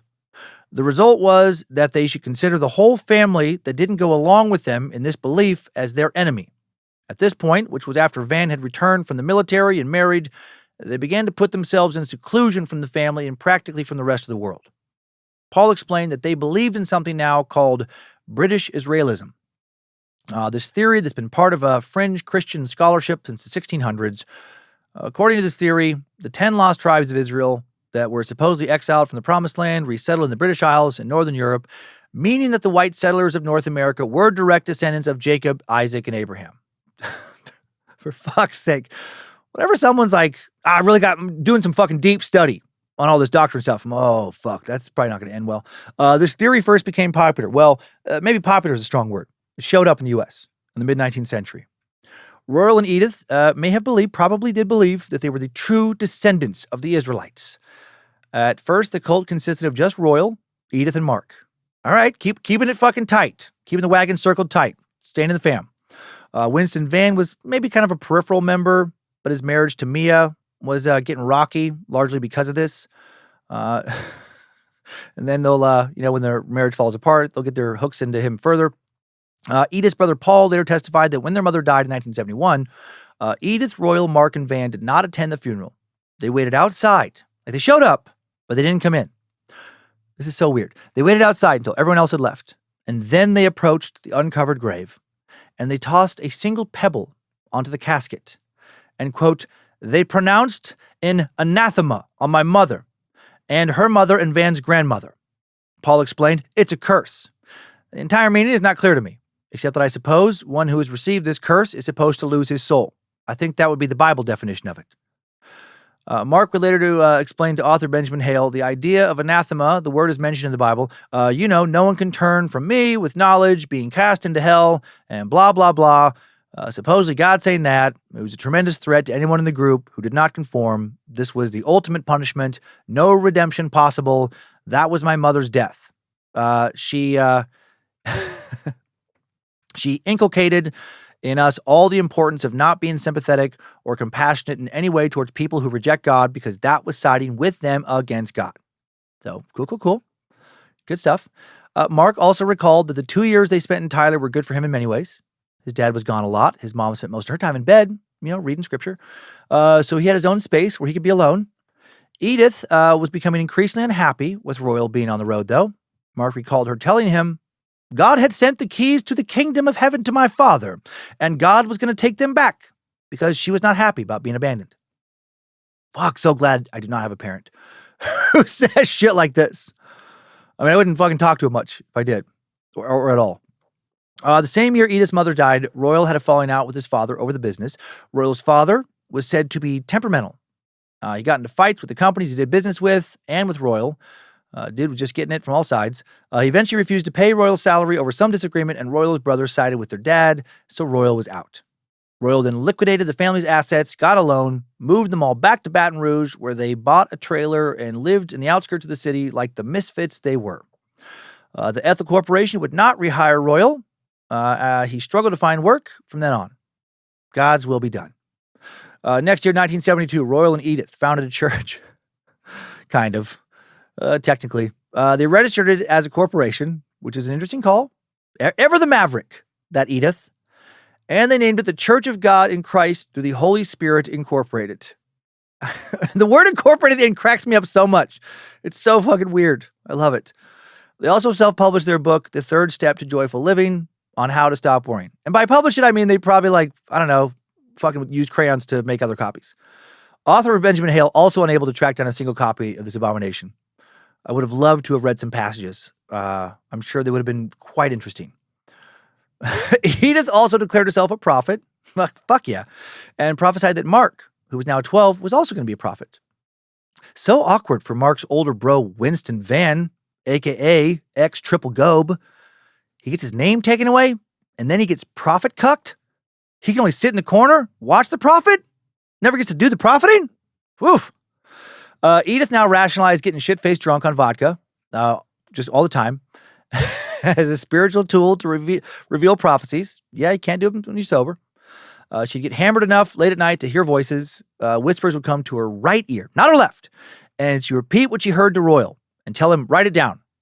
Oh, hello, alcohol-induced psychosis. Whew. Edith drunkenly prophesied that in 12 years, Germany would start a nuclear war that would end civilization and start the Great Tribulation. This period of 3.5 years of chaos in which people would fight to the death for resources. It would end with the blowing of the 7 horns and the opening of the 7 seals and the fucking whispering of the 7 words and the flight to the 7 fucking hummingbirds and the march of the 7 ants and the skipping of the 7 kids and the fucking 7 pieces of fucking candy floating through the air caught by 7 hands and fucking 7, and the second coming of Christ and all the typical fucking doomsday fucking banana bullshit. She also taught Mark how to hone his gift of prophecy. She instructed him to listen in his right ear for a voice, and that was pretty much it. It was just mostly just listen with the right ear and be drunk. Be drunk, right ear. I think that kind of covers it. Feels like it was a quick lesson. You know, one test, two questions on the final exam. Just the one test. Does God talk to you in your left ear or your right ear? Okay, good. And does God talk to you when you're A, stone sober, B, high on the devil's lettuce, C, shit-faced on Boone's Farm Strawberry Hill wine, or D, pick C, I don't have to curse you like grandma. Mark wanted to please his mom, and he later believed that her psychological priming combined with his strong imagination produced auditory hallucinations. This poor kid. Not clear how much getting drunk helped or not. Doesn't know if he actually heard voices or not, he would say later. And but he did have a hard time separating reality and fantasy during this period of his life. Yeah, of course. Fucking being around her crazy ass all the time. The Church and God through the Holy Spirit, Incorporated, expanded between 1972 and 1976. Big period of growth. During this time, Winston Van and his wife moved to Houston, where he worked for an insurance firm and had a part-time gig as a karate teacher. Oh, hell yeah. But then Mia divorced him. He lost his job at the firm. Couldn't make enough dough at the dojo. Moved back to Baton Rouge, joined the church full-time. And by joined the church full-time, just like fucking walked in the trailer and sat down with Mima and Peepaw. Winston seemed to believe Mia was using him for U.S. citizenship, but Mark would think there was more to it. Mark believed that Mia divorced Van because she had an issue with Edith's insanity. And Edith hated Mia because, Mia saw through Edith's bullshit. Imagine Edith being your fucking mother-in-law. Oh, how good would the sex have to be to put up with her fucking bullshit? Mark recalled a time when he was with Mia and saw a toy in a store window once. Mia bought it for him. Edith became furious. The two got into a huge confrontation. It was after this incident that Edith declared Mia anathema. I declare you anathema. And then Mia stormed out of the house, and right as she was leaving, she said, I will see your bones, Edith Harris. And that scared the shit out of Edith. Edith literally disturbed her deeply for the rest of her fucking life. Made her paranoid. Oh, that's so good. I got to find an opportunity to say that to somebody in my life. It's a pretty badass thing to say. I will see your bones. I'll see your bones, Chuck. After the divorce, Winston Van got a job as an assistant bookkeeper at a trucking company where he met his second wife, June, who joined the church with him. Poor June. Royal was named pastor of this church, which is, it's not a church. Winston Van is assistant pastor, leading a church with one member who's not blood, but is married into the fam. That's about as an impressive of an accomplishment as being the principal of a homeschool. Rather than preaching, Winston Van took care of administrative tasks such as paying bills, filling out legal paperwork. How much fucking paperwork do they have? They got 5 members. According to Winston Van's future defense attorney, quote, he was less fortunate than Royal and Mark because, as I understood it, in his mother's eyes, he was tainted with the blood of his natural father, who was not one of the faithful. Royal might have been the pastor, but Edith was the one in charge. 5 members. 3 of them are in leadership positions. One's a prophet-to-be, like the 4th. Only June is the plebe. This is more of an absurd comedy sketch than real life. It's like the Children of Thunder from forever ago. According to Mark, he, quote, always went along with everything that Edith prophesied. Of course, she would insist that he was the head of the household, just like the Bible says, but in reality, she was the one in control. She was extraordinarily powerful in ways of convincing people that she had a red phone direct to God. Well, she convinced a few people. Let's be honest. She did not convince that many people. She convinced a small, very fucking tiny handful of people, most of whom were close relatives. Although he was the favorite child, Mark was not immune from his mother's wrath. When he was 15, she threatened him with, dun dun dun, anathema. I threaten you with anathema. Why? Because Mark liked to draw, and he was obsessed with sex. Yuck. He sketched drawings of nude figures based on photos of ancient statues. That's seriously what he did. Holy shit! How dare he be interested in something natural and healthy? One of his drawings showed a woman's backside. Her buttocks. Okay? With this woman looking over her shoulder at the viewer. According to Mark, quote, my dad was snooping through my stuff and found my drawings and found that drawing and decided I was a homosexual. What? I mean, I knew these people were idiots, but were they stupid enough to believe that a boy liking a woman's ass made him gay? Yes, 100%. They were actually that stupid. Absolutely that stupid. Dumber even. His parents told him that if he continued what he was doing, he would have to leave. He'd be exiled. He would never be allowed back. They were going to banish their son because of one lady butt sketch. Mark told author Benjamin Hale, I wasn't a homosexual. I had never even thought of that stuff, but they sort of convinced me that I was a homosexual. And that I was going, God, this fucking poor kid. And that I was going to be into this. If I was going to be into this, then I should just go west. Blah, blah, blah. You can either choose to stay with us or go away. Looking back at that, it's almost unbelievable. The crazy shit that occurred. And I never told my brother that they did that to me. This is one of the worst nights of my life. And they sort of broke me. I became a slave to that cult. My God. Being raised in that. Oh, that level of insanity. It's psychological abuse. In the mid-70s, 2 outsiders named Larry and Suzette Freeman, they joined the Church of God in Christ through the Holy Spirit Incorporated. What the fuck is wrong with them? Barbara Suzette Klein-Peter. Yes, Klein-Peter, later Freeman, was born on February 27th, 1947 in Grosse Tete, Louisiana, the oldest of 9 children. She came from a prominent family with a history in the U.S. dating all the way back to the 1600s. Another branch of her family owned a successful dairy farm. Suzette had a poor relationship with her mom, Barbara Landry Klein-Peter. Barbara struggled with alcoholism, died of complications of diabetes caused by her alcoholism in 1975. Suzette often told her brother Jerry and her sister Frida, who she was closest to, that her mom was jealous of her. Some thought it was because Suzette was widely recognized as a real beauty. What a weird thing to punish a kid for. Author Benjamin Hale viewed her high school yearbook photo, described her as looking like Natalie Wood in Splendor in the Grass. Suzette hated her mom so much that she moved out, spent most of her childhood living with her maternal grandparents down the road, only moved back in after mom died when she was in high school. At the age of 20, Suzette married Robert Dardenne, also from Grosse Tete, town of about 700 people then. Their daughter, Dacia, born in 1970. They divorced not long after her birth. A few years later, Suzette met and married Thomas Larry Freeman, a Vietnam vet. Larry had 2 young sons from his previous marriage. Suzette grew up Catholic, while Larry grew up Southern Baptist.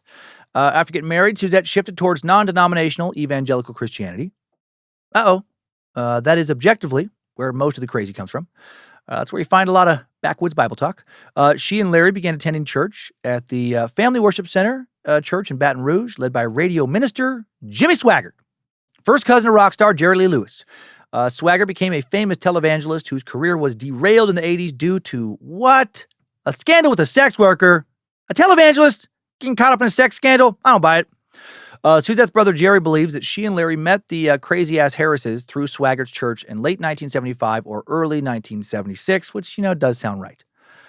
On brand. Suzette and Larry got married in 1976. For a while, the church consisted of the 3 married couples and Mark. Explosive growth. They're up to 7. They met at Royal and Edith's home or at Larry and Suzette's. They read from the Bible, sang hymns, discussed scripture, sometimes talked about their lives. Edith would also, speak in tongues as the headliner. Edith introduced the outsiders to her prophecies, of course, and the concept of declaring someone anathema, which was her superpower. Later in 1976, though, Edith died of a heart attack at just 50 years old. What? I thought God had important plans for her. What the fuck? God, crazy. Mark believes Edith intentionally drank herself to death. He would later say, I'm convinced she willed herself to die because I believe that she realized unconsciously or subconsciously that it was going to be revealed that these events she foretold would not happen. And rather than face that and be abandoned by everybody, or perhaps be committed to a mental health facility, she really wanted to die. Edith was so paranoid, apparently, over her ex-daughter-in-law's curse, right? I'll have your bones, or whatever she said, that before she died, she insisted she did not want a gravestone. So Mia could not find her, break into her casket, and get a hold of her bones. She truly should have been institutionalized. After Edith died, the group was left in limbo. There was a power vacuum, a small power vacuum in this fucking pathetic little group that Suzette took over, and then she transformed the group into a true cult, apparently. And I didn't see that coming, right? This new young gun, no blood Edith, coming in and just fucking seizing the Iron Throne. I would have guessed that Royal, as a co-founder, would have taken over, but apparently he didn't have the charisma or confidence, the swagger, the vibe that Suzette did. Royal did keep his position as a pastor, so that's good for his ego. Mark also remained the prophet. Nice. Suzette now took on the role of interpreter, but really leader. Mark said that Suzette, quote, was every bit as fanatical and domineering as my mother had been. Mark continued listening for prophecies. Suzette told the group what he heard, or he would go into a trance and speak in tongues, and then Suzette would translate that for everybody. So really she controlled, it sounds like, most of the prophecies, since that's how the tongues parlor trick works. Under Suzette, Winston Van's role evolved. During his time in the Army, he served as a platoon leader, a reconnaissance ranger, and led exercises and survival training. He became God and Stuff Incorporation's drill sergeant. So that's fun. He taught church members how to survive in the wild in the aftermath, in the coming nuclear war. So they have a great squad now, a real A-team running the show. After Edith died, the Church of God in Christ, through the Holy Spirit, Incorporated, acquired two more members, a dude named Johnny Stablier and 20-year-old Goldie Hall. We don't know much about Johnny, but we know a lot about Goldie. Goldie had a daughter, as mentioned, the young Stephanie Alana Hall. Membership had dropped down to only 6, but now skyrocketed back up to 8. 8.5, kind of. Goldie Hall, born in Baton Rouge, Louisiana in 1956, grew up on her family's farm somewhere nearby. Author Benjamin Hale, trying to protect her identity because, in my opinion, he fell for her manipulations, gave her a fake name in the book, and claimed that she grew up in a town that does not exist in Louisiana. By the end of this episode, I will make it very clear, said many times, why I do not think she deserves to be the only person in the story whose identity has been hidden. She was the youngest of 5 kids. During her freshman year of high school, she fell in love with Gary Hall, who was a grade older, married him shortly after high school graduation. Then almost immediately, Gary began to physically abuse her, isolate her from her family, who lived just a few miles away, possibly. I truly, by the end of this episode, came to a point where I'm like, I do not trust a fucking word this lady says. But that's what she wrote to author Benjamin Hall. She wrote, many times my dad would come to my house and I would pretend I was not at home because I did not want him to see my face black and blue and eyes swollen shut. I was not raised in a family that was abusive like that. At that time, I was pregnant with Stephanie. Stephanie was born November 2nd, 1974. A few months later, Gary left Goldie for another woman, possibly. This is all coming from Goldie. She wrote, so here I was with a child. I was a child with a child, devastated, didn't know where to go. Goldie and Stephanie moved in with her family for about a year, she said, after her divorce was finalized, 1976. Goldie went to an employment agency in Baton Rouge looking for work, and there she met June Harris and Suzette Freeman. Goldie told Benjamin Hale, they sent me on a couple of interviews, and I think I got a job. I can't even remember where the hell it was at now, but then they would start wanting to know how I was doing because they never knew the situation, or because they knew the situation I was in, and they knew that I had a baby, and they kind of drew me in when I went to Suzette's house. And they were talking about their church. And at the time, I was so beaten down by my husband. And then you have this little light. That's how they kind of put me in there, how I got involved with them. I was young, stupid. I've been in a beating relationship and just so far down that I didn't even hardly know my own damn name. And so it was like they just kind of sucked me in there. And that kind of shit sadly does happen to people all the time. But again, I don't know if it happened to Goldie. Over the next year, Goldie says she got more involved with the church, didn't officially join until after Edith died. She said she moved out of her family home, lived in an apartment nearby, somewhere in Louisiana, it seems. And soon, Cult Incorporated began isolating her from her family. Goldie recalled, "It was days that I sat in the chair, and it was like that toward right before we left. Your parents don't love you. They're bad for you. You can't talk to them. You can't see them." Early 1977. I mean, and again, maybe this happened. Or maybe she read about that's what happens in cults and claimed all this stuff. In early 1977, the church decided to move to Arkansas, quote, because of such and such tribulation and this kind of stuff, according to Goldie. I mean, that is a pretty good quote. Such and such tribulation. That's a good way to put a lot of shit what happens that goes on in a cult. So what was going on at that point? I don't know. Such and such tribulation, trials and sodomites and blah, blah, blah. The leaders intended Arkansas to serve as their last stop before they moved into the wilderness to wait out the nuclear war they believed would mark the start of the Great Tribulation. They needed to hide from bandits and warlords who would take over in the 3.5-year period before the second coming of Christ and the end of the world. Fucking bandits and warlords. That sounds exciting. That sounds almost as exciting as witches and warlocks. Witches and warlocks are full of shit. Pumpkin possums, I'm sick of it. You keep interrupting me. And all of it's lies. Because you're lying. That's why. I will never get tired of hearing that. I love that The Onion is running Alex Jones's InfoWars now, by the way. So good. The cult soon moved from Baton Rouge to northwest Arkansas with plans to settle in the Ozarks. They towed a trailer Royal owned, parked in the Midway Trailer Park in Springdale. They rented a trailer next door, also rented an apartment in nearby Rogers, Arkansas. Royal and Mark lived in one trailer. Winston, Van, and June lived with their young son, Matthew David, in another. Goldie and Stephanie lived in the camper, parked in the driveway. So they're crushing it. The fucking high life. They are living the high life. Just as prophet Steve Winwood once prophesied. We'll be back in the high life again. All the eyes that watched us once will smile and take us in. Oh, I love that song. The Freemans and Johnny Stabler lived in the Rogers apartment. Suzette later ordered Goldie and Stephanie to move into that apartment with them. Guess they needed to sell the camper or prepare it for something else or something. The church would spend a little over a year in northwest Arkansas. During that time, Goldie claimed she had 3 jobs. She said she worked for a Tyson poultry processing plant and also at Long John Silver's and also waitress at a diner.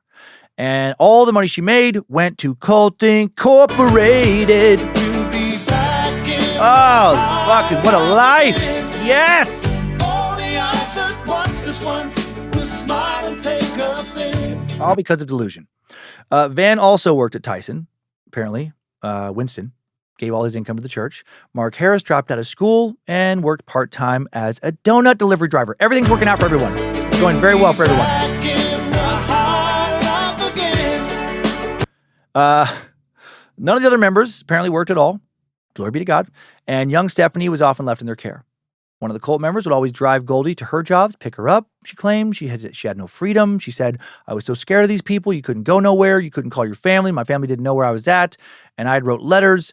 Even after all this happened, I told my sister, I wrote you letters. And she said, I never got them. So I wrote the letters, but they wouldn't send them. They would destroy them. They took all my stuff. I came home from work one day. Suzette had sold my wedding ring, my graduation ring, and all my clothes." All your clothes? A lot of hyperbole, I feel like, goes on here. It's like I worked 1,000 hours a week, and my eyes were constantly swollen shut all the time from never-ending meetings, and I can literally never. They were always watching me. Really, at fucking Long John Silver's. I probably come across too hateful towards her right now, but you'll see later. I fucking think she fucking lies every time she fucking says anything, and I think the reason she does that is because she cannot face the fact that she was very complicit in getting her fucking daughter killed and letting her daughter be beaten. During this year-long period, Goldie's young daughter Stephanie suffered physical abuse at the hands of cult members. Suzette was known for saying things like, "It's better to be black and blue on the outside than black and blue on the inside." Holy shit. Savage. June Harris later testified that sometime in late March of 1978, a meeting was called about little Stephanie. During the meeting, according to June, Mark Harris put a pot on the coffee table, set a fire in it, ordered Goldie to burn photos of Stephanie and her doll. Goldie did so, and when the flames rose out of the pot, Suzette said, "That's what it's going to be like, Stephanie, in hell." And I know Goldie's supposedly been brainwashed, but also other mothers have had it worse. and still gotten their kids out of situations like this, or at least not allowed them to be abused like Stephanie's being abused right now. I just struggle greatly with empathy for parental weakness in situations like this. Winston Van then took Stephanie's hand, put it into the flames for a few moments. While she screamed, Goldie did nothing to try and stop them, according to June Harris and others. Suzette then held Stephanie's hand over the fire again. June recalled that afterwards, Stephanie's hand was black and blistered. Again, Goldie did nothing. Her hand was placed in ice water, wrapped in gauze, but she received no other medical attention. Everyone in the cult seemed to be afraid of Mark and Suzette, and Royal, I guess, who was the enforcer of Suzette's decisions in some ways that were never made explicitly clear in this. Goldie wrote an email to author Benjamin Hale saying, since Suzette supposedly was an interpreter and Mark was the prophet, I was always afraid of God. Many, many times I would have sat in a straight back chair in the middle of the floor after coming home at night from work and listening to them tell me what God was going to do to me, over and over and over. At that time, my fear of those people and God was so great, it was like I was nobody. I honestly believed they were getting messages, and if I did anything, they would know about it because God would tell them I was doomed any way I went. If any of you ever get in a position where you have to choose between protecting your child and obeying God's will, fuck God's will. Many years later, in an interview with author Benjamin Hale, Mark recalled that the crisis that led to the cult's undoing happened a few days after Stephanie was burned. According to Mark, Stephanie complained to Goldie that her vagina hurt. This kid's already fucking burnt. Although she did not communicate it with those exact words, Stephanie indicated it had something to do with June Harris. Goldie confronted June. Mark remembered Goldie shouting at June, "You put soap in her," and slapping June. So wait a minute. So you're afraid of these people, but you're going to slap June. But you wouldn't stop her from, you wouldn't stop the fire, but you slap. Okay. According to Mark. And then June starts talking about how she was worshiping Satan and how she masturbated with the candelabra that we used for ceremonies to celebrate the beginning of the Saturday Sabbath on Friday. What? Crazy stuff like that. And I actually do not know whether the woman was simply that crazy or if she was just making things up that would ultimately get her thrown out of the group because she was tired of putting up with us. What a wild little echo chamber these people are in. Mid-April of 1978, Mark and Suzette declared that June Harris was an anathema. No! They accused her of having an affair with a woman who lived nearby and also of worshiping the devil, and they kicked her out of the church. They kept June and Winston Van's son, Matthew David, who was only 2 years old. Winston gave June some money and let her take the car, and she left. Another great mom move in this group. Finally, an episode with more shitty moms and shitty dads, I think. June drove all night to Baton Rouge, but when she arrived, she changed her mind, said she drove back to Rogers, Arkansas to get her son. Okay, that's a good mom move. Still overall, though, more shitty moms than shitty dads in this one. She met with her attorney, James Mixon, in Bentonville, explained some of the situation to him. Mixon called the police, told them he believed something disturbing involving young kids was happening with the group, and that June Harris needed to remove her son from that environment immediately, and good job, June. But apparently you did still stuff soap in a toddler's vagina, and he didn't help her not be burned. So you're still fucking garbage. Benton County officers escorted June to the trailer park in Springdale. She took custody of Matthew David. Goldie and her daughter were in the trailer when police came knocking. Goldie later recalled, and they would not let me go outside because I would have left them. I said, just let me go home. Just let me go home. Okay, Suzette said, we'll let you go home. But when the cops came to get Matthew, they refused to let me go out of the room. And the cops never came to the trailer. So it was like, oh my God, that was my chance. Sure, Goldie. When officers retrieved Matthew David, they took down the license plate numbers of the cars parked outside the trailer. Benton County issued arrest warrants for Royal Harris, Winston Van Harris, Mark Harris, Larry and Suzette Freeman, John Stablier, and Goldie Hall, charging them all with child abuse. When they when the authorities returned to the trailer park later that day with the warrant, everyone was already gone, and one of the trailers was on fire. So I think they handled that pretty well overall. After the police had showed up the first time, Suzette told the group that Mark had received a new message from God, which she had interpreted, conveniently, almost like these people are always making the shit up, that the time of the Great Tribulation had been moved up, and they had to leave right away. The nuclear war, it was going to start at any moment. Germany could drop those fucking nukes right now, and they had to get to the wilderness. By the way, while Germany does not have, nor have they ever had their own nuclear weapons, they did and do have access to them through a U.S.-led NATO program, in case you're like, what? Germany? I mean, they are crazy. But technically, Germany could have broken a NATO agreement and dropped some nukes. They wouldn't have made it to the U.S., but whatever. Anyway, that night, Goldie and Stephanie checked into a motel outside of Fayetteville under a fake name. Goldie was supposed to wait while the others made arrangements to get guns, a trailer, and that U-Haul. She acknowledged this was another missed escape opportunity later, saying, "I've had many people ask me, why didn't you leave? Why didn't you leave?" Well, because you're such a liar. You liked all this, I think. But she said, "I don't know why. I didn't leave because I was scared, because he watched me all the time." I think Goldie has convinced herself to say these things in recent years because otherwise she'd have to face the part she really played in getting her own daughter tortured and killed. I mean, if she doesn't have to take any responsibility in what happened, neither does any cult member who isn't a leader who does anything terrible, right? And all the Nazis under Hitler just following orders. They had to do whatever they did, that kind of thing. The group picked her up in the morning and they drove to the Upper Buffalo National River Wilderness. They drove up Cave Mountain Road, turned down K Park Road until their U-Haul got stuck. They were eventually able to continue driving that Jeep into the woods to their camping spot. They ended up camping about 2 miles from where Haley Zega got lost decades later. Larry Freeman and Johnny Stabler were sent on a different mission. On April 21st, 1978, they drove to Columbia, Missouri, where Larry's ex-wife, Dinah Turnbull, lived with her 2 sons to kidnap the kids and take them to the woods to await the tribulation. Holy shit. Larry and Johnny broke into Dinah's home, tied her to a chair, and kidnapped the boys. Dinah was able to untie herself, though, called the police. Those fuckheads were arrested on the highway about an hour later and hailed Dinah. The cult members had no idea Larry and Johnny had been arrested, the other cult members. Meanwhile, in the Buffalo River National Wilderness, the situation is deteriorating rapidly. Teenage prophet Mark Harris claimed that the voice of God told him, which Suzette relayed via her interpretation. So maybe Suzette really claimed this, that little Stephanie, 3 years old, was anathema and also needed to die. Mark maintained this reasoning, even up to his sentencing hearing. Royal Harris would later offer another explanation. According to him, they genuinely believed human civilization was going to collapse and Stephanie would not survive, so it was a mercy killing. Fuck you, Royal. Honestly, fuck all these people. Royal said at his hearing, "I was acting in the belief that tribulation was starting in, and that we would, in a matter of hours, be in nuclear war, and that I was going to, as a military commander of the group, be responsible for the protection of the whole group. And I'm an Air Force veteran, and am very familiar with nuclear bombs and effects or results, and have studied extensively what happened in Germany during World War II, and I know what happens when there is a war and law and order breaks down. My actions were for the protection of the overall group, and having a small child with us was a liability which endangered the whole group, and we thought that she could not survive anyway, and it would be more merciful to her to be out of it." Holy rationalization. Now we are back to the morning of April 24th, 1978. That morning, Royal and Winston Van took Stephanie about 50 feet from the camp. Hour later, returned without her. Royal Harris insisted he was the one who shot Stephanie 8 times. 46 years later, Goldie told author Benjamin Hale that she and Stephanie spent the first night in the woods in a tent with Suzette and her daughter Dacia. The next morning, quote, Suzette said Van and Royal were going to get some water and they wanted Stephanie to go with them. He, Royal or Van, took her by the hand and said, "We'll be right back." And then I'm sitting on this log. And that's when I heard the shots.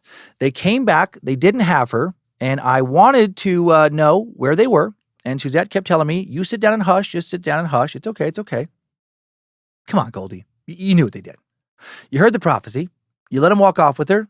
You heard the shots. Goldie would claim that she did not remember much of what happened after that. That she did remember that when they were arrested, they were in a camper trailer. Winston Van was sitting beside her with the gun pointed at her, warning her not to say anything. She was grateful they were arrested, she said, because if they hadn't been, she could have been killed. Why would you feel fucking grateful after your kid had just been fucking murdered? Royal, Mark, Winston Van, Suzette, and Goldie were charged in Benton County with second-degree battery, quote, said to have been committed on or about April 7th, 1978. The charge was for beating Stephanie and Matthew David and burning Stephanie, as reported by June Harris. Within 1 day of their arrest, Benton County Judge W.E. Henfield granted Suzette Freeman immunity from prosecution in exchange for her testimony. No! Fucking leader got immunity. That's wild. Author Benjamin Hale sought to find out why Suzette was granted immunity, not Goldie. He believes that Suzette, as a powerful member of the cult and a manipulative person, was simply better at talking to and manipulating people. Goldie did not know why Suzette was granted immunity and told Hale, Suzette was a whiz at this stuff. The very person who gave them the order to kill that baby and to kill me was the one who got immunity and got off scot-free. Now, kill me? What are you fucking talking about? Again, this is something that nobody else backed up, that she was also going to be killed. When the cult was arrested, no one made their phone call except for Suzette. She called a lawyer, David Matthews, a good lawyer, who went on to become a state representative and a special justice to the Arkansas Supreme Court. Back in the late 70s, he was a brand new attorney, having received his license in 1976. On April 25th, Matthews met Suzette in jail for several hours. Matthews recalled that the main concern of the police was the missing girl, Stephanie Hall. Matthews told Benjamin Hale she, Suzette, was not being straightforward with me or anyone else. But the prosecutor was saying, we really, really need to know where the child is, what's going on. And I spent several hours talking with her and finally said, I might be able to get you immunity if you tell them what you know. And at that time, I didn't know what she knew. She wasn't telling me either. But anyway, we negotiated the immunity deal with Gary Keenan, the Benton County prosecuting attorney. After the deal was signed, Matthews and Suzette were sitting in a conference room in the Benton County Jail with Gary Kennan and a state police detective when Suzette finally said, the child is not alive. Matthews told author Benjamin Hale that the time he negotiated the plea deal, he didn't know whether Stephanie was dead or alive. But the language of the immunity grant indicates that the police suspected Stephanie was dead. They just needed to know for sure. Suzette told the detective that Stephanie was buried near the campsite. In December of 2022, Benjamin Hale got into contact with Newton County Sheriff's Deputy J.D. Harper, wanted to see police records from 1978. Hale was not able to find records about the murder case. Harper told him that perhaps he could talk to Ray Watkins, though, the sheriff's deputy who made those arrests. Watkins was still alive, 85 years old, worked at the local hardware store. Understandably, his memory was a bit fuzzy about what happened back then. That's also crazy he was 85 and working at a hardware store. For example, he told Hale that it was the child's mother who got immunity, which was not correct. One thing Watkins was certain of, even during follow-up interviews, was that Sheriff Fowler found Stephanie's body the day of the arrest, April 24th. He distinctly remembered that the sheriff found the body by the time he'd returned to the campsite after taking the group to jail. If Watkins was telling the truth, why did the police in Benton County not know the body had been found? Hale figured out the answer in a follow-up interview with Watkins, October 2023. Watkins thought that after Sheriff Fowler found the body, he only told Watkins and the coroner. The coroner came out, did an investigation, but didn't notify anybody else, which may explain why Benton County wasn't aware until the following day. April 26, 1978. 14th Judicial Circuit Prosecutor Jerry Patterson filed first-degree murder charges against the 4 defendants in Newton County who did not have immunity. In 2023, Hale spoke to former prosecutor Jerry Patterson, who recounted his memories of the case and alleged that he thought there was more to Suzette's relationship with Mark Harris than the two of them let on. He said, quote, I think she was screwing him. I mean, pedophilia on brand for a cult. Cult. I guess it wouldn't technically be pedophilia if he was 17, which would have been like legal age of consent, but that's close in this situation. 2 of Suzette's siblings also recalled that Suzette briefly dated Winston Vann before he married June, and she married Larry. I wouldn't doubt that either. The relationship had to have been short-lived, since Suzette married Larry in 1976. Possible that Suzette was jealous of June, which could have contributed to her declaring June anathema. Patterson also said that Stephanie was killed simply because Suzette didn't like her. Anytime something happened that didn't facilitate Mark's prophecies, she blamed Stephanie. Back when the group was still in Springdale, Mark, through Suzette, prophesied that there was buried treasure in a grave on Cherokee Mountain in Tennessee. For fuck's sake. Larry Freeman, Johnny Stabler, drove out to look for it, dug up the gravesite, couldn't find the treasure, and little Stephanie was blamed. Then when the group's U-Haul got stuck in the mud, Suzette blamed the devil inside of Stephanie for getting the U-Haul stuck. And then Mark and Suzette announced that Stephanie had to die in order to kill the devil inside of her. Patterson agreed that Suzette was the true leader and Mark was a pawn. He said, I think she manipulated everybody. I honestly think that she got involved with this church and she was smarter than everybody else and she just took charge. But she's smart enough to push others out in front of her. She'd make the decisions, but the actions were done by somebody else. Just like the 2 guys that killed that little girl. She didn't go out there. She made sure that the prophet made the pronouncement and sent those 2 other guys to do it. Patterson didn't think Suzette truly believed that the world was going to end or that Stephanie was possessed by the devil, but she used the others since belief and their fear of the end times was allowed her to control them. June 13th, 1978. The 4 defendants entered pleas of not guilty. The court then ordered psychiatric evaluations for Royal, Mark, and Goldie, but not Winston Vann for some reason. Dr. Travis Jenkins of the Ozark Guidance Center evaluated Goldie and Mark, and he found Goldie to be a weak-ass fucking mama. Diagnosis coward. For real, though, he did not find her to be mentally ill, and she was competent to stand trial. Jenkins wrote about Mark. I have seen Mark Harris today in a psychiatric consultation. The background situation, as well as his current mental status, is very complicated. It is difficult for me to make the usual determination regarding competency and the presence of psychosis based on this one visit. Therefore, I would like to recommend further observation and evaluation at the Arkansas State Hospital. Goldie Hall was the only woman in the Benton County Jail at the time of her arrest. She told Benjamin Hale that one of the deputies unlocked her cell, sent in a male inmate, and let him rape her. Horrible if true. But is it true? There are no records regarding this allegation, which, doesn't mean it didn't happen. But then she said the same thing happened again when she was transferred to the Boone County Jail, that some other guard there let a male inmate in to rape her. No record relating to that allegation. Not saying she wasn't raped. Rape is sadly terrifyingly common. So much data out there that I've shared time and time again on this podcast has pointed to that. Statistically, the person claiming to be the victim of a sexual crime is the victim more often than not. But I don't know if I would believe Goldie to tell me the truth about literally anything. I feel like she would lie about what color the sky was or what she had for dinner the day before if she thought that would make me think more highly of her or feel sorry for her. In the late summer of 1978, and there's so much more shit that'll back up why I'm thinking that. In the late summer of 1978, an inmate started a fire in the Boone County Jail as part of an escape attempt. While the fire was being put out and damage was being repaired, all the inmates, according to Goldie, were put into one cell. And then as she recalled, quote, they put me in the cell with all these guys around me, and these guys pissed on me, and they spit on me, and there was piss all over the floor, and they left me there all day. What? So, in a short frame of time, in two different jails, inmates are allowed into her cell to sexually assault her, and then a bunch of inmates form some kind of piss and spit circle around her. Technically could have happened. Also could be a pathological liar. She said she believed that officers felt justified in treating her like this because of the disgust they felt towards her for allowing her daughter to be killed. She also claimed, so many claims, that officers, basically all of them, every single officer she ever encountered in this period of time, subjected her to starvation and or sexual humiliation. Goldie recalled that when she needed a shower, an officer would always watch and leer at her. And she always made this sound like all of these things always happened. And I despise sexual predators. Truly, anyone who's listened to more than 3 episodes of this show knows that. But I also deeply despise people who claim sexual assaults that never happened because they make it easier for the real rapists out there to get away with the shit that they do.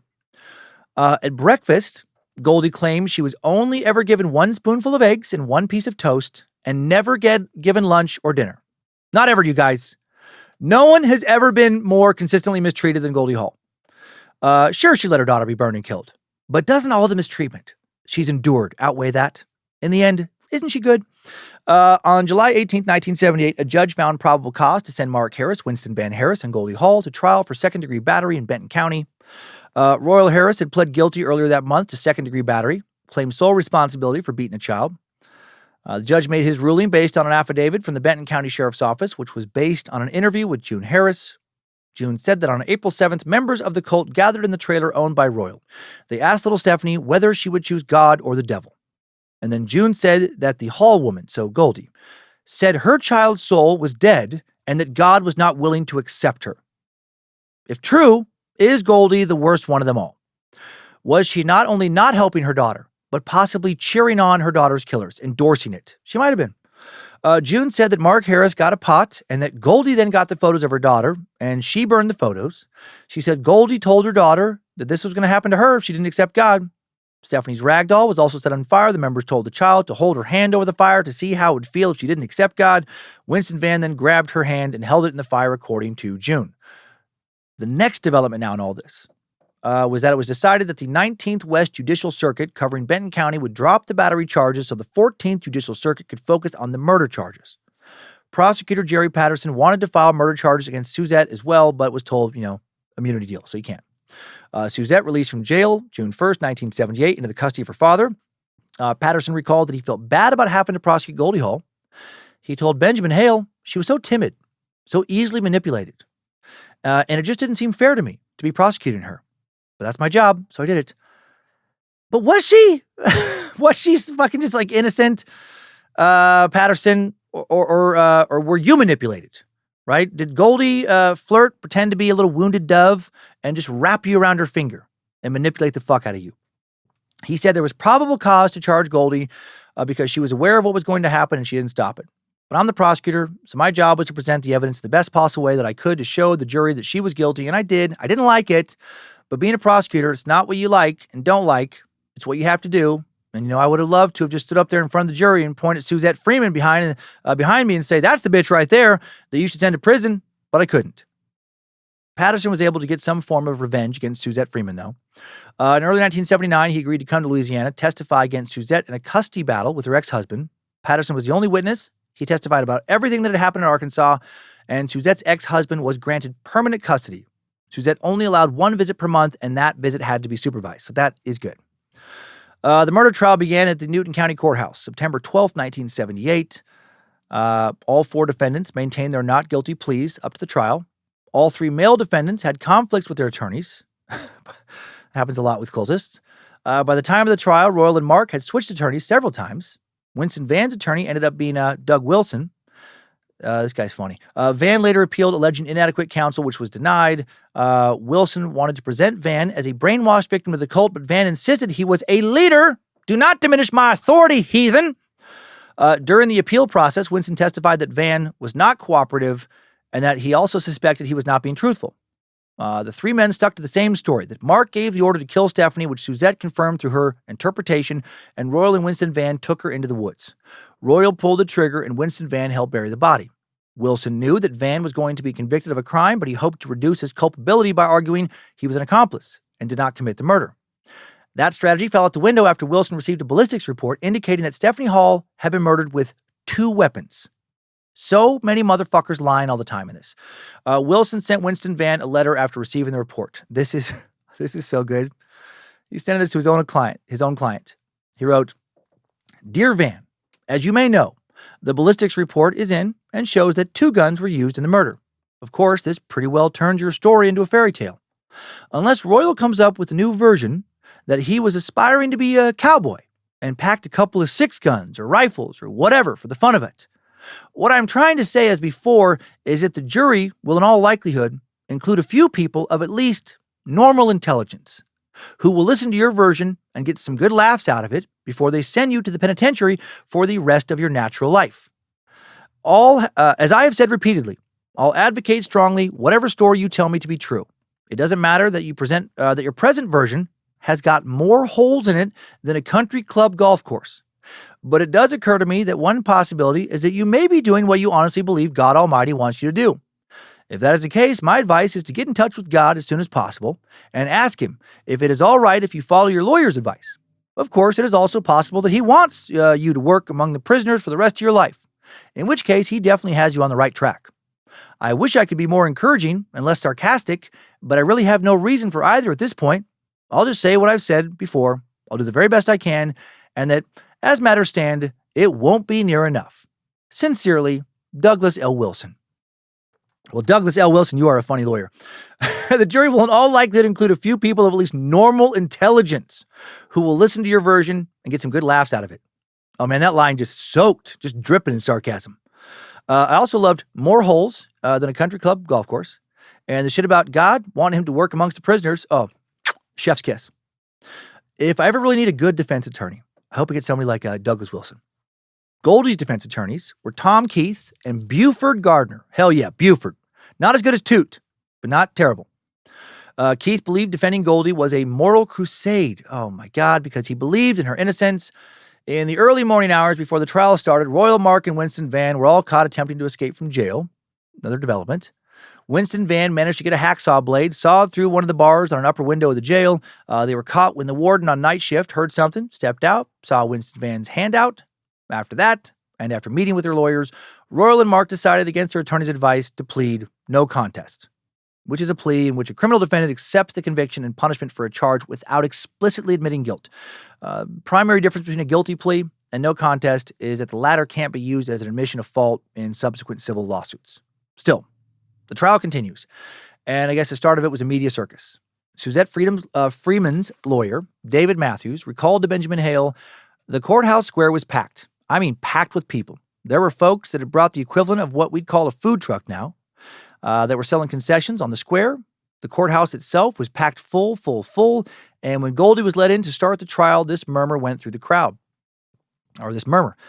Goldie's lawyer, Tom Keith, later came to believe that if this had happened after the infamous Jonestown massacre, the jury and press might have been much more sympathetic towards Goldie and would better have understood the concept of brainwashing. Or Goldie is terrible. Goldie told Benjamin Hale, Everyone has his own idea about my case, which was sensationalized by the newspapers and TV media. They know nothing of the horror, nothing. I never knew who killed my daughter until the trial was over. In court, Royal and Mark's lawyers informed the judge that their clients had chosen to plead no contest against their advice. When the judge asked Royal if he understood that by pleading no contest, he was waiving his right to a jury trial, he responded, "Yes, sir. There is no reason to drag it out. I do not wish to smear the church." The church. There is no church. All the members are gone or in jail. The judge repeatedly asked him if he understood what he was doing. Royal said he did not believe he would get a fair trial. Deputy Prosecutor Gary Isbell requested that a record be made of the factual basis of the pleas. The judge dismissed the public from the court and reconvened in chambers. Defense attorney Tommy Martin presented for factual bases of Royal's plea that he, quote, did with leaded bullets end the life of Miss Stephanie Hall. Royal recognized that it was an unlawful act and a sinful act. The jury would, upon hearing the evidence, inevitably give him a life sentence, and that he has no wish to spend the state's time and money or undergo the ordeal of reliving all these moments, and has no wish to participate in any way in the slandering and tearing down of his church and his religion. Mark's lawyer, Richard Parker, all right, fucking finally a dick, had just two factual bases. I might have said factual bases earlier for the change of plea. The first was, as the recognized prophet of the Church of God in Christ through the Holy Spirit, Incorporated, he did in fact make a prophecy that Stephanie Hall was to be shot, and that in fact is what occurred as a result of this prophecy. The second was that Mark believed that the jury would sentence him to life, and that by making a plea and arguments for mitigation, he might hope for a lesser sentence. Mark concurred with all but one statement his attorney made. He said, quote, I would like to give a brief statement about the people and the prophecy to add more emphasis to the fact that it does still exist, and the fact that it is here today, and also the fact that tribulations will occur very, very soon. I imagine him saying it in a weird voice too. When Edith received the gift of prophecy, she was a Methodist minister and also the daughter of a Methodist minister, and she was baptized when she was 3 years old. And the judge now told Mark, hot damn, boy, they done fried your brain into something more approximating toasted dog shit than anything remotely resembling a human thinking muscle. No, he just thought that. No, he told Mark that he did not want to get into the philosophy of the church at the time.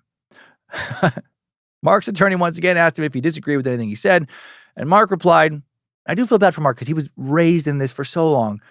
He said, what I'm saying is what is written down in the message some months back, and what is written down in the record books of life. You know what happened here on earth is what we have been telling everyone, and also that if we lied in court, we would be anathema.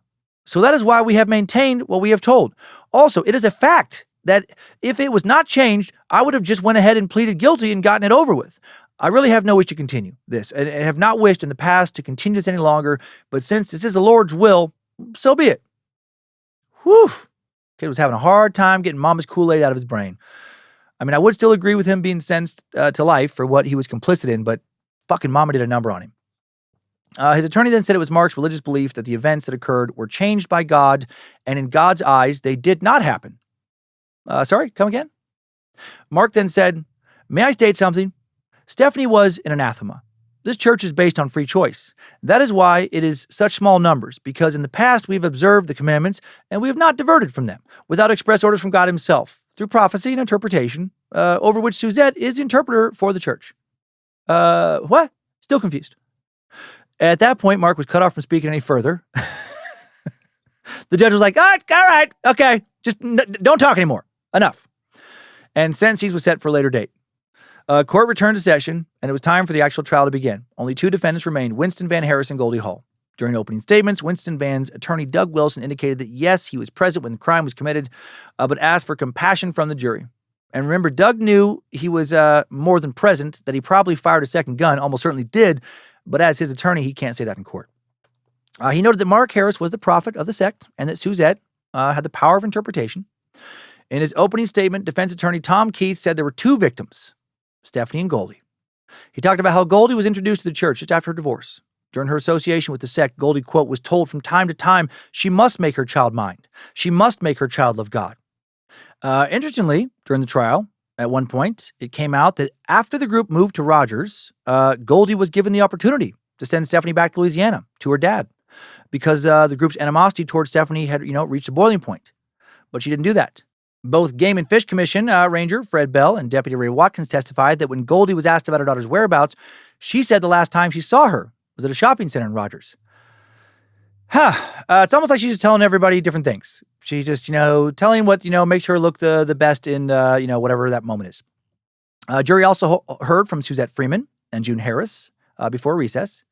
At that point, Doug Wilson and Winston Van's biological father, Gobe Smith Jr., spoke to his son for the first time in more than 20 years, explained that because of his escape attempt, he needed to reconsider his options.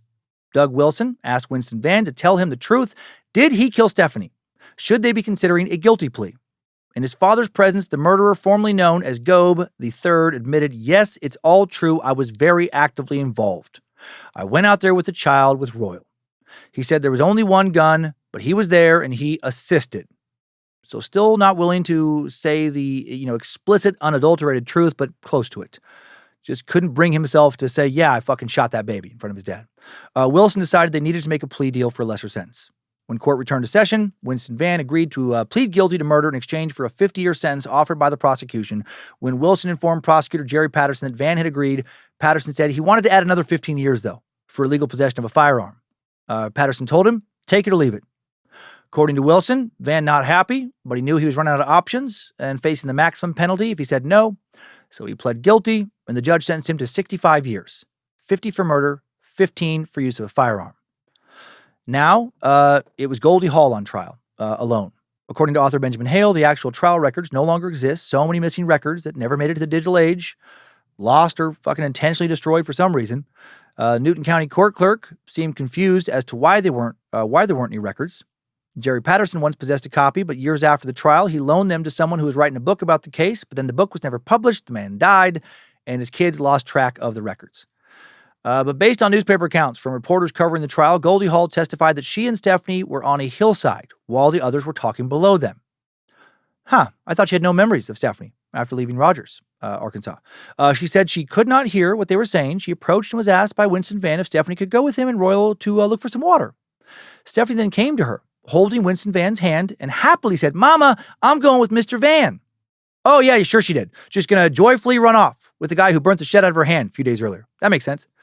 Goldie testified that after Royal and Winston Van left the campsite with her daughter, she heard what she thought were 5 gunshots. She asked Suzette Freeman what the noise was. What's going on out there? I saw my daughter walk in that area, and then I heard a bunch of gunshots. What do you think might have happened? And Suzette said she couldn't say. Royal and Winston Van returned to the campsite without Stephanie, and Goldie started to cry. At first, they weren't going to tell her what happened, but then Van told her that Stephanie was not going to make it to the wilderness, and they had to get rid of her. Goldie testified, I don't know who did it at this point. Later, she said Mark Harris told her they had to burn the child's clothes in the campfire. Suzette testified earlier at trial that Stephanie was killed by cult members for bringing bad luck to the group.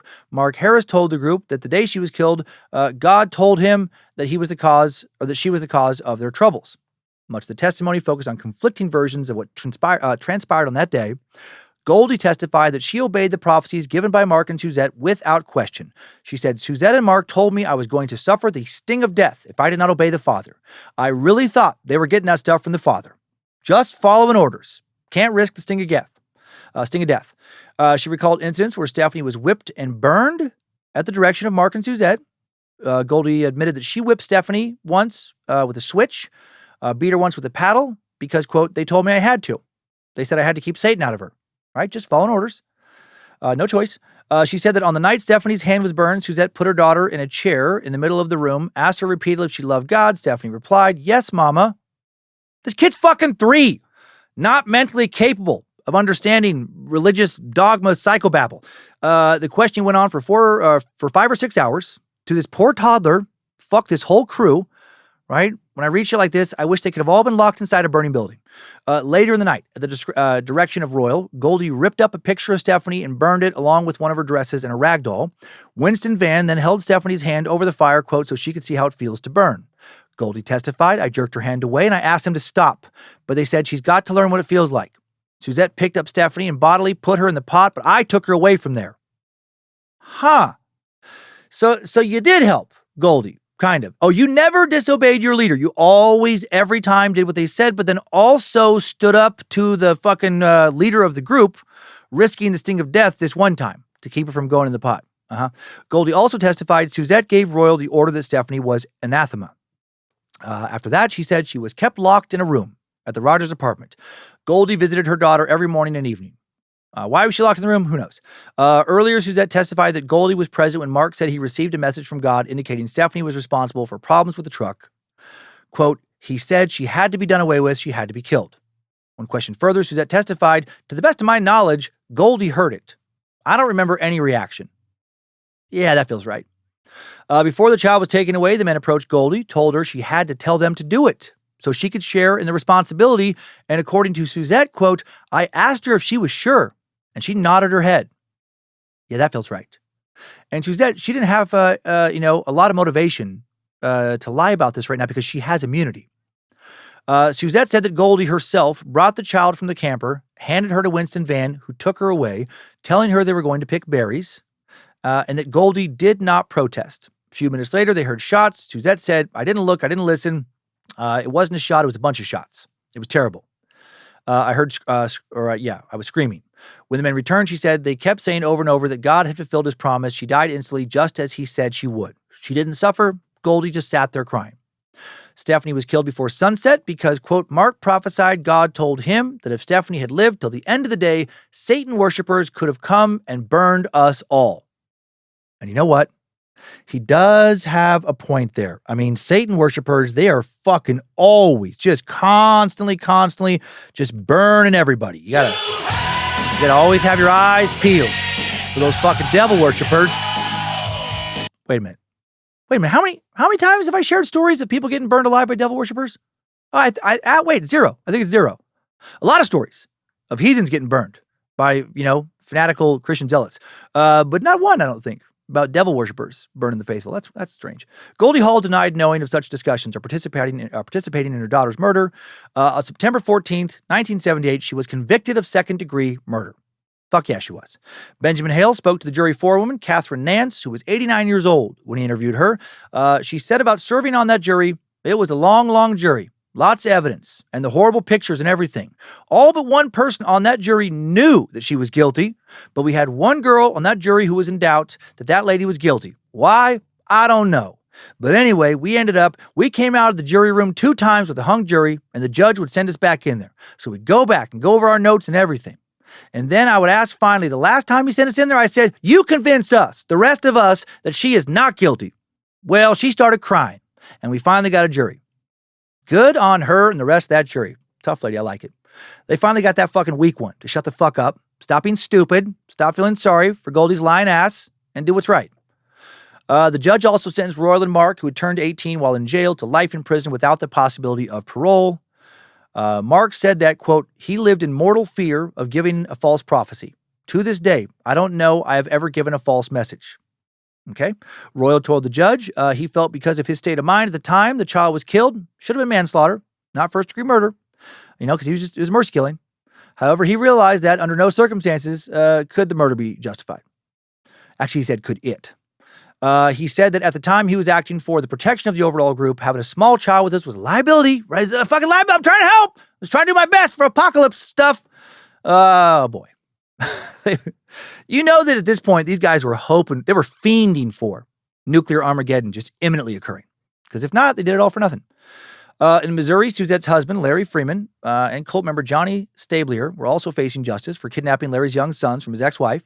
But they both received leniency from the court, probably because Johnny was considered an accessory and Larry, a veteran, appeared to have the motive of saving his kids from nuclear war. Fuck. These fucking idiots. Kidnapping charges were dropped for both men in exchange for pleading guilty to enticement. And they were only given probation, so that's insane. Ultimately, Goldie Hawn would be sentenced to 5 years. That's pretty gross.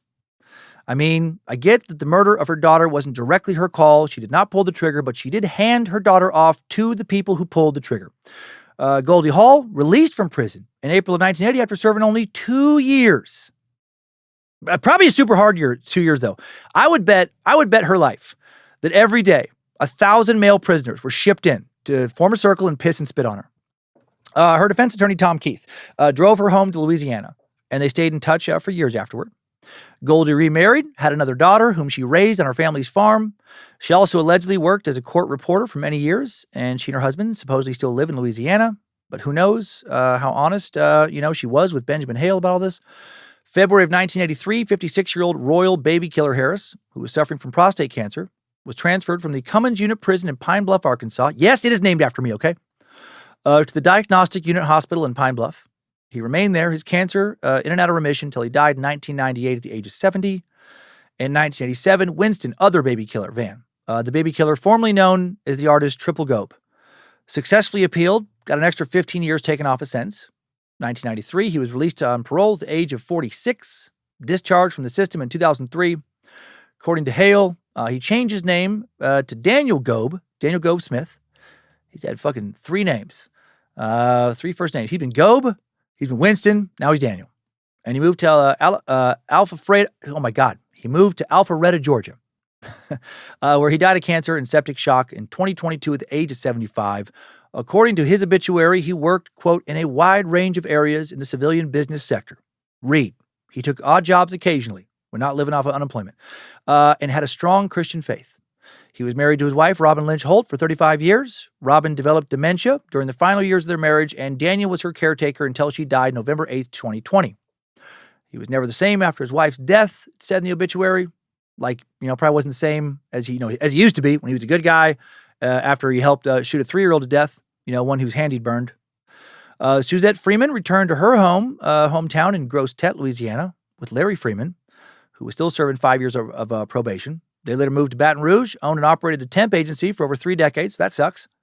Larry died in 2013. Suzette died in 2019 at the age of 72. I don't like how long a lot of these people lived. According to her obituary, Suzette had a strong Christian faith and a positive outlook, always quick with a bright smile and a word of encouragement to everyone she encountered. Throughout her life, she shared God's blessings and love in her service to others, both in her business and in the community, teaching Sunday school and volunteering to help those in need. She was the happiest in her beautiful flower garden with her beloved dogs. She was beautiful inside and out and will be greatly missed. Well, that was a bunch of bullshit. Fuck that evil bitch. Wonder why her obituary didn't mention her saying God told her to have a toddler killed. To interpret, that fucking God's message from God. To be part of that prophecy. Was that one of God's blessings? Fuck all these people and their performative fucking Christianity bullshit. Putting a cross around your neck, fucking heading to a meeting once a week doesn't mean you're still not a piece of trash. In 2017, and I know there's good Christians out there, just to say that again, but fuck, not these ones. In 2017, Arkansas passed a statute eliminating life without parole for juvenile offenders. Juveniles convicted of capital murder, now eligible for parole after 30 years. Mark Harris, 17 at the time of the crime, appealed under the new statute in 2018 after 40 years in prison. He was released on supervision July 23rd, 2018 at the age of 57 or 58. Arkansas Department of Corrections not authorized to give Benjamin Hale any info other than that Mark had left the state. However, in the white pages, Hale tracked down a Mark Harris in Alpharetta, Georgia, who was the correct age, who had no public records before 2018. He found his address, email, and phone number. He called and emailed Mark, asking for an interview. A few days later, received a response. Mark read the article Hale had written for Harper's about Haley's disappearance, which included what he knew about the murder of Stephanie Hall. And Mark was angry and wrote he did not want to participate in a project that would demonize him. He wrote, quote, I have no interest in resuming PTSD-related nightmares or resuming thoughts of suicide, wishing I had the courage to do that to put an end to experiencing more hatred from people I don't know and don't know me, who will only ever view me as a heinous murderer. Hale responded that he did not want to demonize him or portray him as the villain. He wanted the truth. Mark replied he'd think about it. He considered the proposal, and eventually he agreed. And this info is worth sharing. In the summer of 2023, Hale had several phone calls with Mark. In early 2024, he had a few days free, drove from New York to Alpharetta. I just want to call it Alfreda for some reason. That's not even how it's spelled at all. To meet Mark and his wife, Barbara, in prison. After the meeting, they continued emailing and texting one another. Although Mark was the one who set the murder of Stephanie Hall into motion, he told Hale that he did not have a clear memory of what happened because he was very sick at the time with a high fever, couldn't keep anything down, and I know that feels incredibly convenient. But when the Benton County Police showed up at the trailer to get June Harris's son, Mark was in bed vomiting and fading in and out of consciousness. He was sick for the next 2 days, very sick. He remembered Suzette saying it was time to go to the wilderness, while other witnesses said that the U-Haul getting stuck in the mud was the impetus for Stephanie being murdered. Mark did not remember that. He told Benjamin Hale, "Well, I told you I've been thrown up all day and was terribly ill. At about 3 a.m, I woke up, groggily, got this message about burying the child and stuff like that. I just said what I heard. Suzette confirmed it that morning." So who knows? He said that when he got this message, he was in the camper trailer with Suzette, his dad, and his brother. Suzette confirmed the prophecy with her gift of interpretation. Later that morning, they needed to go find out if the prophecy was certain. Mark heard the same message, and Suzette confirmed it.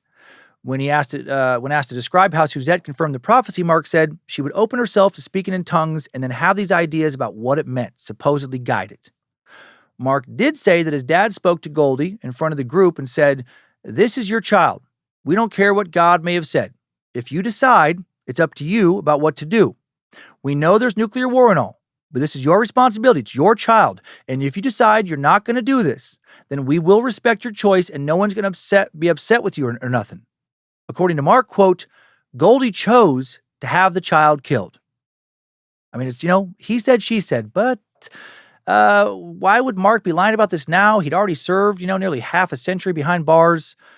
He didn't need to say this. Again, could be lying, but it's like everybody else's word versus Goldie's. When clarifying with Mark, Hale asked if Royal told Goldie that if she decided not to have Stephanie killed, they would have to leave. Royal apparently did not say this. Goldie was told there would be no penalties and she would not be exiled from the church even. So that's fascinating if true. According to Mark, Daniel Van, Winston, fucking Gobe, man of many names, and Royal took the kid into the woods near wherever the place was. I didn't go back to the area. I didn't have anything to do with it after they did that. He heard 4 gunshots. When they returned, Van was shaken up. Royal seemed to be in shock as well. Oof. Hale wrote about the differences between Goldie's statement and Mark. Said, after talking with Mark, I just could not call up Goldie again like a responsible little journalist, cross-checking his sources and say, well, Mark says you did in fact directly co-sign on the decision to have your daughter murdered. Any comment before we go to press? Especially if it turns out that Mark's version is true, because even if it is, she still deserves forgiveness. I prefer to let both versions stand in opposition on the page without trying to reconcile them. There are some things you will never know, and I'm okay with that.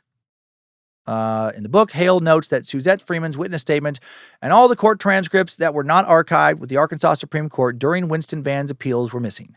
The only documents archived, and again, I should point out that Hale does not refer to her as Goldie in the book, refers to her by a fake name, if you ever read it. Yeah, I can, and now it's not in my notes anymore, so I can't remember what it is. But yeah, he does, again, you try to protect her identity, but apparently no one else's.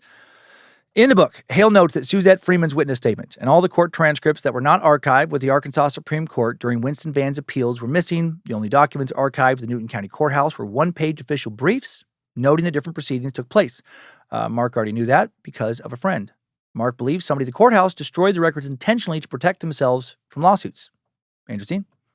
Hale asked Mark why he chose to plead no contest rather than guilty, and he said, because if you plead guilty in our minds, me and my dad, you're saying that there's no way God could have said anything, right? So pleading no contest is the only way to avoid that. Look, we were crazy and stupid, but we were sincere in our motivations to protect the cult. Mark recalled that he was transferred to a different unit than his father, quote, which is very fortunate that I was away from him and allowed me to recover from all that shit, to try and recover. Mark said he thought about suicide a lot during his first 3 years in prison, but eventually developed a new clarity and independence. After Winston Van got out of prison, he didn't hear from his brother for many years. He believes his brother wanted to forget about him. Mark was granted leave when his dad died 20 years into his sentence. He spoke briefly about his dad's tragic life. In 2006, 28 years into his sentence, 45-year-old Mark got married while in prison. He'd been in a minimum security prison for 6 years at that point, where inmates had access to payphones. He was able to access a dating chat line based in Little Rock, which is how he and his wife met. He was married by a prison chaplain, but within a month of the marriage, Mark's wife moved in with the guy she'd previously dated. Her phone calls, letters, and visits dropped off. Mark later found out she was claiming him as a dependent on her taxes. After the IRS told her she couldn't do that anymore, she divorced him. I mean, I'm not surprised. Meeting somebody from prison on a dating chat line. The odds can't be good for that leading to a long-term, lasting, stable marriage, can they? During his time in prison, Mark said he worked different jobs, spent 12 years in mental health services, working his way up from a clerk. Learned to read the Minnesota multi-phasic personality inventory and administer and score inmate tests. Also underwent a lot of therapy and studied a lot of psychology. He has no formal record of how many credit hours he may have earned because inmates serving life sentences were not allowed to actually earn the credits at that point.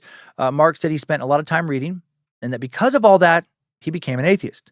He said, I can't say that suddenly I woke up one morning and had this attitude. It's a long process of development, of study, of reading hundreds of books from different sources. There were so many questions I faced during those 40 years. The conclusions I came to were not very supportive of my connection with faith. Mark recalled how his brother took him in when he was paroled. He watched as Winston Vance, who changed his name again to Daniel, how his wife Robin had to go to a facility because of her dementia. Daniel was not able to visit her in her final months because of the pandemic. Soon after his wife died, Daniel was diagnosed with stage 4 lung cancer. Mark spent approximately the next year taking care of him until he went into hospice. Mark was bitter that Daniel had abandoned him for years and didn't give him much help when he got out.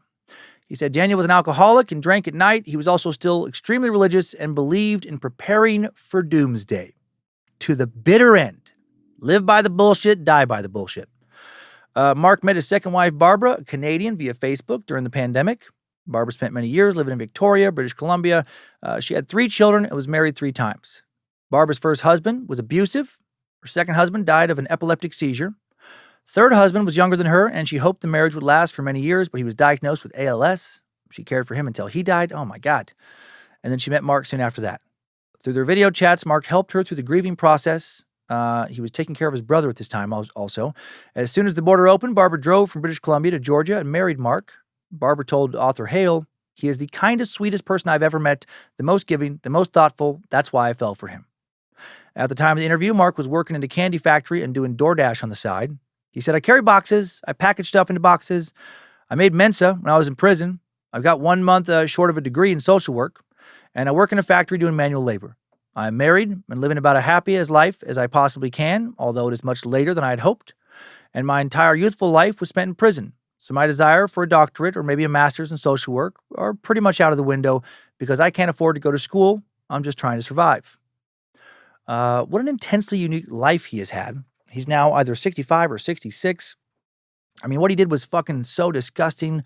I do have more sympathy for him than the rest, though, because he was raised by such a fucking lunatic, told he was a prophet for so many years, and what happened out there, you know, he was 17 years old. I still don't feel sorry for him going to prison because of that little girl dying like she did, but some sympathy. Now we're back up to August 2001, when Goldie Hawn's former defense attorney Tom Keith, now a judge, met with Joyce Hale and her daughter Kelly. Back to the first story of this suck, back to the other little girl, Haley Zega, who was taken out to those same woods, the one who thankfully lived, the one whose claims of an imaginary friend helping her survive directly led to the investigation that brought the story you just heard back to the present. Attorney Tom Keith asked Goldie if she minded him sharing her email with Joyce Hale, Haley's grandma. He told her she could trust Joyce. It would be 3 years before Goldie gave her email to Tom. There were long periods, obviously, with in-between correspondences with these two.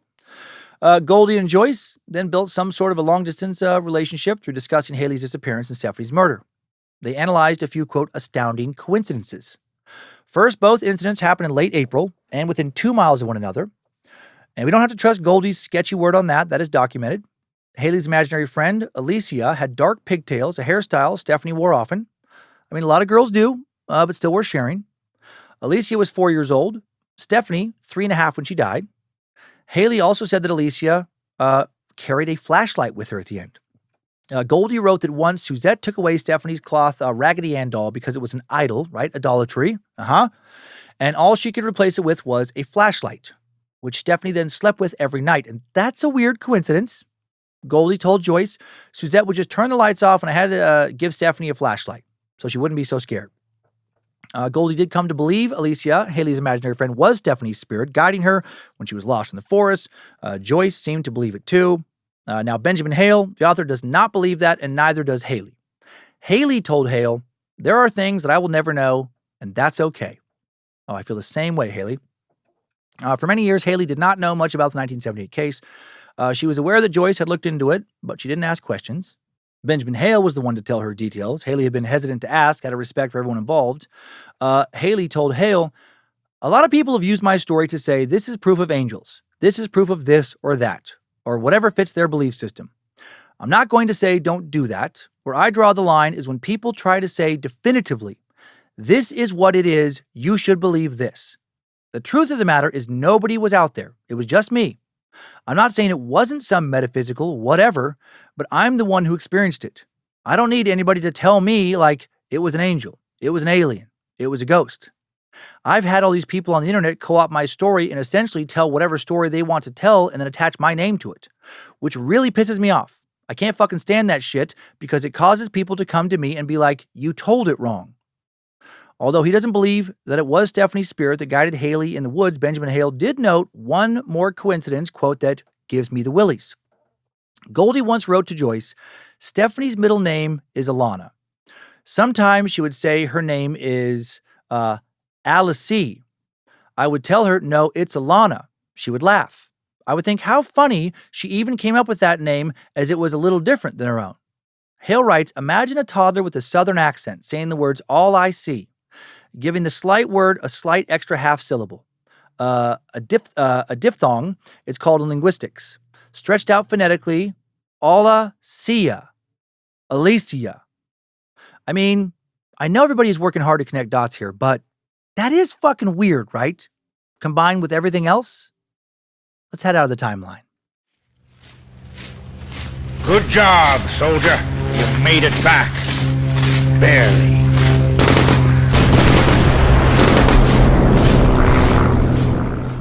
What a crazy pair of stories, right? Now, do I think little Stephanie's ghost helped Haley make it down to the river? I mean, Haley herself said, I don't want to put the word ghost on it. And like she also said, I wasn't fucking there. And I can't prove ghosts are real. But if you've ever listened to me over on Scared to Death on that podcast, you know that there are a lot of stories out there that point to not everything in this world being, currently fully understood. And if any one of those stories is paranormally true, then perhaps our, spirits do outlast our bodies or something similar is going on. I am like Haley with my spiritual beliefs. There are things that I will never know, and that's okay. And I love that quote of hers, where I draw the line is when people try to say definitively, this is what it is. You should believe this. So I'm not going to try and convince anybody of anything and just be one of the people that fucking annoy the shit out of me. Is there some mystical connection between Stephanie Hall's murder and Haley Zega's disappearance? Nobody knows. Nobody will ever know. Maybe, maybe not. There is a connection, though. I mean, I think there might be some kind of mystical connection, but that's just me. But there definitely is a connection, like a for sure connection. Had Haley Zega not disappeared where she did, had she not claimed an imaginary friend had led her to safety, then I would never have told Stephanie's story because it would have already been long forgotten. It would have stayed forgotten to history by the time I started sharing stories. And just that alone, take away everything else, I think in and of itself is pretty damn cool. Rest in peace, Stephanie Hall. Your life was short, brutal, full of madness perpetuated upon you by cruel and weak people, arrogant and delusional enough to claim they did definitively know God's will. If you're still out there somewhere, I hope you found so much more peace than you ever got to experience under Goldie's, frankly, shameful watch. You deserved better. Time for the takeaways. Timesuck. Top 5 takeaways. Number 1, on April 29th, 2001, 6-year-old Haley Zega was lost while hiking in the Buffalo National River Wilderness with her grandparents. For the next 3 days, hundreds of people frantically searched for her. 2 so-called mountain men who spent their whole lives exploring the wilderness went outside the designated search zone, found her by the riverbank, dehydrated but otherwise unharmed, and hail those fucking mountain men. Maybe my favorite characters in the story. Number 2, a few days after she was recovered, Haley told her parents about her imaginary friend, Alicia. Haley explained that Alicia, who appeared to her as a 4-year-old girl, had guided her down to the river and kept her company throughout her ordeal. Haley has always called Alicia her imaginary friend. She can't fully explain exactly what happened. She's also okay with the fact that some things will always be a mystery. Number 3, seeking answers to understand Haley's imaginary friend and how she managed to safely navigate the mountainous terrain, Haley's grandmother, Joyce, was told by a friend of a friend about the murder of Stephanie Alana Hall, which occurred in the same woods, just a few miles from where Haley was found. Number 4, Stephanie Hall was murdered by members of a group called the Church of God in Christ through the Holy Spirit Incorporated, a very small, very weird cult that followed a 17-year-old prophet and his interpreter Suzette Freeman at the end, at the time of the cult's downfall. The cult originated based on the apocalyptic doomsday bullshit of a woman named Edith Harris. The cult recruited Stephanie's mother, Goldie Hall, and it ended with the tragic murder of her daughter. Number 5, new info, the disappearance of Morgan Nick. Towards the beginning of the timeline, we briefly mentioned the disappearance of Morgan Nick. Her mother, Colleen, spoke to Haley Zega while Kelly's daughter, Haley, was still missing. To this day, Morgan's disappearance remains unsolved. She's never been found, but we have a good idea of what happened in all likelihood. On June 9th, 1995, 6-year-old Morgan Nick and her mother, Colleen, traveled from their home in Ozark to a Little League game in the town of Alma, Arkansas. They've been invited out by close friends. At approximately 10:30 p.m., Morgan and her friends asked their parents if they could leave the stands to go catch some fireflies.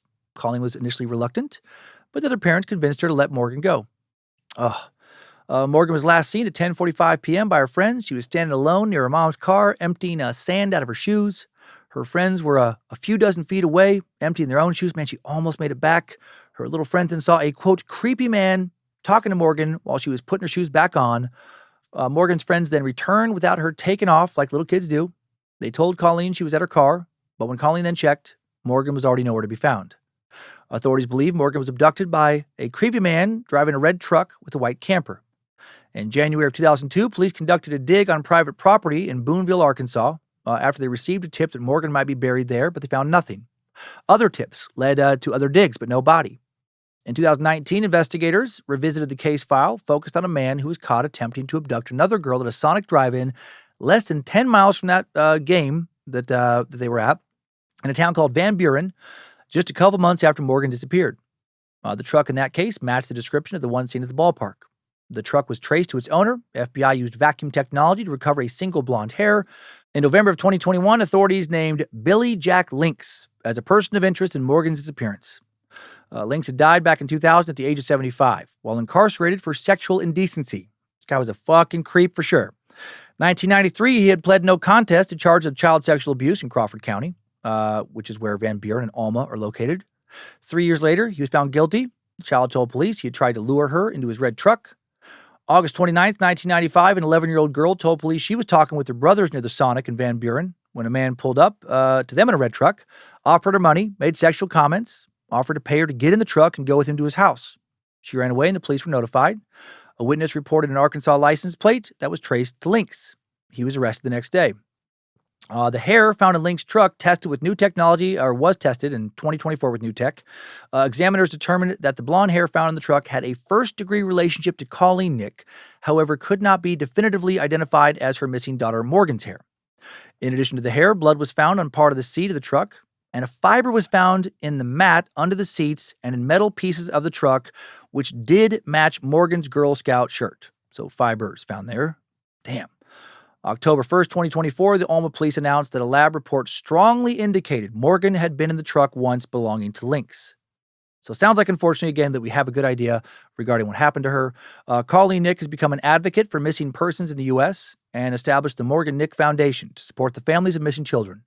Because of the Morgan Nick Foundation, photos of missing children are posted in federal facilities, and there are stricter sentencing laws for sex offenders. Still not strict enough, but better. Man, good on her for doing this. Colleen finds closure in knowing who abducted her daughter, but still wants to bring Morgan home to lay her to rest. Alma Police Chief Jeff Pointer said, "I know that as long as I have anything to do with it, that we won't stop working on it until Morgan is brought home." Colleen said about Lynx, "He'll never have to stand and face justice here on earth for what he did to Morgan. He took her life, but he didn't take her voice. He didn't take her light that still shines through this foundation." And that is beautiful. That is a strong mom. If you have information about the disappearance of Morgan Nick, you can call the National Center for Missing and Exploited Children at 1-800-843-5678. Timesuck Top 5 Takeaways. The Buffalo River Cult, Murder, Prophecy, and a Ghost Girl has been sucked. This was a very tricky episode to name. And not have the name be like a full paragraph. Thank you to the Bad Magic Productions team for helping making Timesuck. Thanks to Queen of Bad Magic, Lindsay Cummins. Thanks to Logan Keith, helping to publish this episode, designing merch for the store at badmagicproductions.com. Thanks to everybody who buys merch. Still got a bunch of t-shirts out there and stuff. It's awesome. Thank you to Olivia Lee, finding the story, doing some great initial research. Thanks to Benjamin Hale for writing Cave Mountain, a disappearance and a reckoning in the Ozarks. I know we disagreed on Goldie, but amazing information in that book. Also, thanks to the All Seeing Eyes moderating the Cult of the Curious private Facebook page, the Mod Squad making sure Discord keeps running smooth, and everybody over on the Timesuck and Bad Magic subreddits. And now, time for Timesucker updates. Updates? Get your Timesucker updates. The first of two big old girthy informative messages I'll be sharing today, from those sent into Bojangles at timesuckpodcast.com, comes from Meat Sack Merchant of Death, Christopher Tasper, who wrote in with the subject line of "You're dead wrong." He wrote the following, mostly to crush my funeral dreams. Dear Suckmaster Flex, I apologize for nothing. That's such a fun way to start an email. I apologize for nothing. Long-time Timesucker, first-time corrector. I'm a licensed funeral director in New York State, and more importantly, for establishing my credentials, I was the lightly intoxicated gentleman screaming about monument restrictions at your helium show in Buffalo a few years back. I do remember that because it was an odd thing to get worked up about. If you don't remember me, that makes sense. I love the Carl Tanzler suck, but as a death professional in the Cult of the Curious, I'm legally and morbidly obligated to clear a few things up. First, the bad news about your funeral dreams. In most states, final disposition cannot happen in open air. That means no Danapult, no Viking funeral. I'm sorry. I know. And before you ask, I couldn't pin down whether that's states or federal law, but bodies must be laid down for public viewing, so the exoskeleton idea isn't looking promising either. God damn it! When you briefly explain what happens when someone dies in the U.S., I felt you missed some of the nuance. Death generally falls into two categories, attended and unattended. An attended death happens when medical staff are present, hospital, nursing home, or sometimes at home with continuous care. An unattended death occurs without medical personnel present and requires someone with legal authority to determine that the death wasn't caused by anything unnatural, ranging from self-administered drugs to murderer-administered bullets. The exact process varies wildly by state and county. Rural areas often rely on coroners. Larger metro areas typically have dedicated medical examiners. Their job is to determine whether further investigation is needed before a funeral home can take custody. One thing worth mentioning is that coroners and medical examiners have enormous discretion. Some refer almost every case for investigation out of caution, inexperience, local policy, or simply to give families additional time to decide on funeral arrangements. The two major exceptions to all of this are hospice cases and deaths involving a lingering injury. For anyone listening, here is the practical version. Dead body not at a medical facility, call 911. On hospice, call hospice, not 911. Inside a hospital or care facility, notify staff. Congratulations, you are now more prepared than 90% of America. Now on to where you are dead wrong factually. You said mummification was the first form of embalming and began in Egypt. Two problems. First, mummification is not embalming. Mummification is primarily about preservation for religious purposes. Embalming is primarily about restoration and presentation, using preservation as a tool to get there. Similar methods, different goals. Second, the Chinchorro people of what is now northern Chile and southern Peru were preserving their dead thousands of years before the Egyptians. Egypt may have perfected the brand, but they were not the first to the corpse preservation game.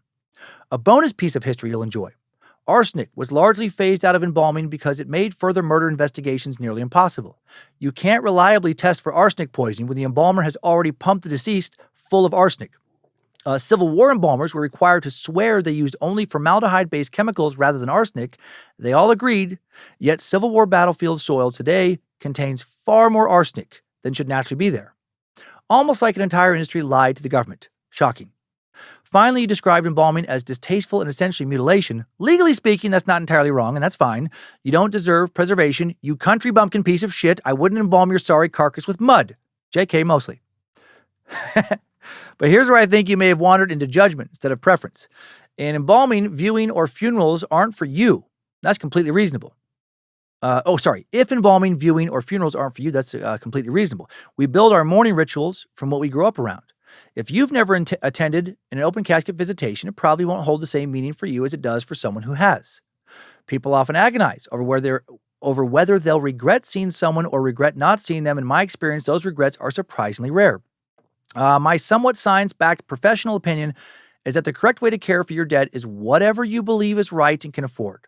Nobody should feel guilty about their death care customs. Well, Carl Tanzler, Earl Nelson, Ed Kemper, Jeffrey Dahmer, Ted Bundy probably should.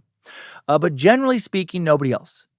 Most people benefit from some form of ritual, whether that's a traditional burial or a cremation service or simply raising a glass at their favorite bar. Having a next step keeps people moving forward and brings people together, which is one of the strongest protections against complicated grief. Death feels strangely abnormal in modern America, which is absurd because it's the single most normal thing that will ever happen to any of us. Having something that feels normal helps people build their new normal. I also think you unintentionally added a bit of judgment towards viewings and restoration work. Humans have been caring for and arranging their dead long before recorded history. Even Neanderthals appeared to have treated their dead with intention and ritual. Throughout history, we've repeatedly seen efforts to present the dead in a way that reflected who they were in life. And I promise you, modern embalming is nowhere near good enough to make someone stay in good condition for months. People who struggle with an acceptance can fixate on anything: a body, a photograph, a voicemail, a favorite jacket. The object isn't the issue. You also mentioned giving someone a suntan. While mistakes certainly happen, the goal of restoration is never to change someone.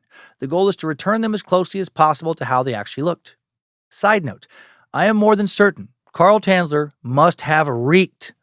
If I spend more than a few minutes around a body in advanced decomposition, even with proper protective equipment, which I doubt Carl had, the smell follows me until I've showered multiple times and washed my clothes multiple times. Unless you have smelled advanced decomposition, I cannot fully describe how overpowering it is. Related to that, you separated disposition into burial and cremation, which is correct, but you also imply that choosing cremation means you may not be able to have a viewing. That's one of the most common misconceptions in a funeral service. Choosing cremation does not prevent a family from seeing their loved one or holding visitation beforehand. In fact, funeral homes generally cannot prohibit a private identification or viewing simply because cremation was selected. Restrictions can exist in unusual circumstances, but cremation often allows families to have nearly every element of a traditional funeral at a lower overall cost.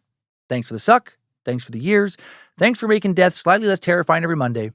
P.S. Feel free to ignore this entire section on building a company that turns photographs of loved ones into custom 3D sculpted memorial urns.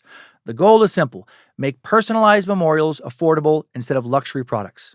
Right now, customers can submit photos and ideas. I create a digital model, and after approval, I manufacture the piece.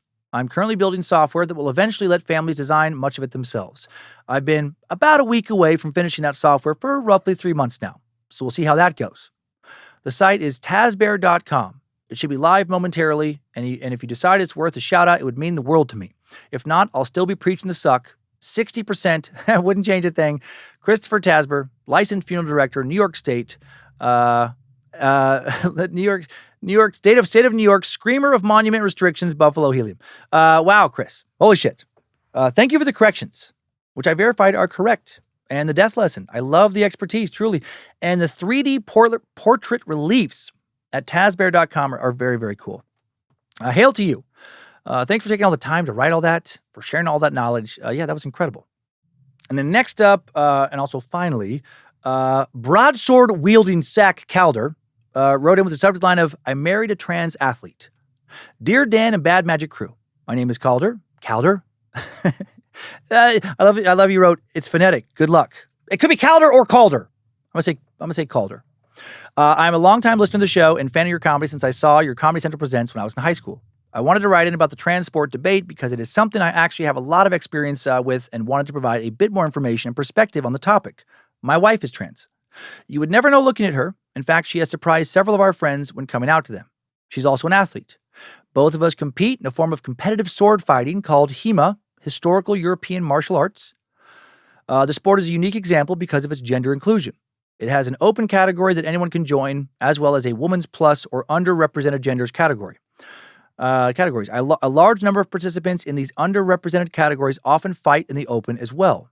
This is a sport of physical fitness and athleticism, but also requires a large amount of trained skill. Mostly this is divided by the type of sword being used and sometimes by the ranked skill level as well. My wife was very sporty growing up and even worked a very physical job through high school and on. Her physicality changed significantly when she transitioned. She lost most of her muscle mass and her physical structure changed.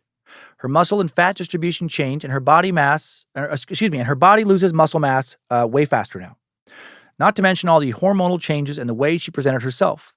She chose to exclude herself from athletic activities for a long time due to concerns over treatment and how people might view her. She also had a massive fear over changing rooms, bathrooms, and other communal spaces required for sporting ventures. There are other trans people who experience very similar things, but I'm not here to talk about them. When she started HEMA, it was like a whole new body. Fencing is not entirely about strength, but it does play a part. Structure can beat strength, but structure takes skill. At first, she was afraid of fencing other women, but soon found herself getting beat by women who were well-versed in the sport. She was inspired by multiple other women who were kicking ass in the open categories as well as the URG categories, and she decided to pursue a more competitive path in the sport. Everything she has accomplished now has everything to do with her skill and athleticism that she has built upon a whole new foundation over years of training. There are plenty of women and people of other genders that consistently either make her work for every point or, in her words, kick her ass. Even though she is very strong and well-conditioned, it does not compare to her younger transition self. She is now an instructor at our club and teaches women's and underrepresented genders night once a month. She teaches the importance of good structure, how to beat those who seek to win with only strength or power. As far as other sports, I'm no expert. I don't believe every sport should just allow anyone to compete. But there should be more inclusive spaces for everyone. There are approximately 0.01% of all athletes in the U.S. that are trans, but they should be allowed to have fun and train with the rest of us. Maybe a case-by-case basis, more intramural sports, or just more categories that can include those who want to have fun and better themselves. My wife is my biggest push for myself to get better. She is my main sparring partner and someone who inspires others to be better as well. The sport is a better place with her in it, and others think so as well. HEMA is for everyone. Not all sports are equal, but I think we can find a way to make them better for everyone. Not sorry for the length of this email, not sorry for the girth, but I am sorry about the shape. Love the podcast, and all of you folks do it over about Bad Magic. I will always laugh at your nonsense, even if no one else does. 3 out of 5 stars, wouldn't change a thing. Also, fuck you for making me cry at work more than once. Faithful listener, soon to be Spaces or Calder, but I'm going to say Calder. Well, Calder, no notes. I can feel the love and kindness that you embody, truly, pouring forth from your message. You shared information, practical, personal observations, did it all with a ton of humility. Yeah, we can find a way to make him better for everyone. You know, when it comes to polarizing cultural topics like this one, I'm frequently reminded that a lot of people in our culture, in every culture in the world, they just don't want to talk about it. They don't want to change anything. They don't want to, frankly, just deal with anything new of any kind. Small things, big things. Change just inherently scares so many people. People who just, they're afraid to have to adapt. They're annoyed by it. They don't want to have to ever reassess. They don't like to reevaluate. But I just think with that personality type, the world is always changing. So you can be pissed off about it and then just always be pissed off, which a lot of people choose that route. Holy fuck, a lot of people choose that route. And they're just a grumpy motherfucker all the time. It's always going to change, always has changed. And I think personally, you're just happier if you accept that and you try to get comfortable with being uncomfortable. And that's it. I'm not going to add anything else. Thanks again, Calder. Best wishes to you and your bride. Hope you two have a long and happy marriage and you don't ever cut each other's fucking heads off with your fucking swords. And I thought that was going to be kind of nerdy when I looked into this HEMA thing. And I was like, oh shit, they would fucking crush me. I might get badly hurt doing that. Those are some badass looking swords. So good for you. Next time, suckers. I needed that. We all did. Thanks for listening to another Bad Magic Productions podcast. Be sure and rate and review Timesuck if you haven't already. Please don't kill any toddlers this week because you think God told you to, because you think they have the devil in them. And let me add, that is not much to ask. That should be an easy request to fulfill. If it is not an easy request to fulfill, please just go ahead and just fucking lock yourself in a burning building. Don't even bother. To keep on sucking, you're fucking hopeless.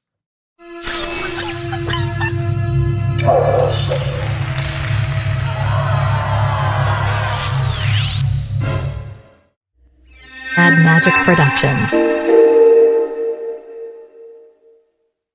Anathema. Something or someone that is strongly disliked or loathed. A formal curse or ban by a religious authority. Lying is anathema to her, as she values honesty above all else. For centuries, heresy was considered an anathema by the church. Do not make me go full on fucking curse with you and anathema you. Thank you, Knowledge Robot.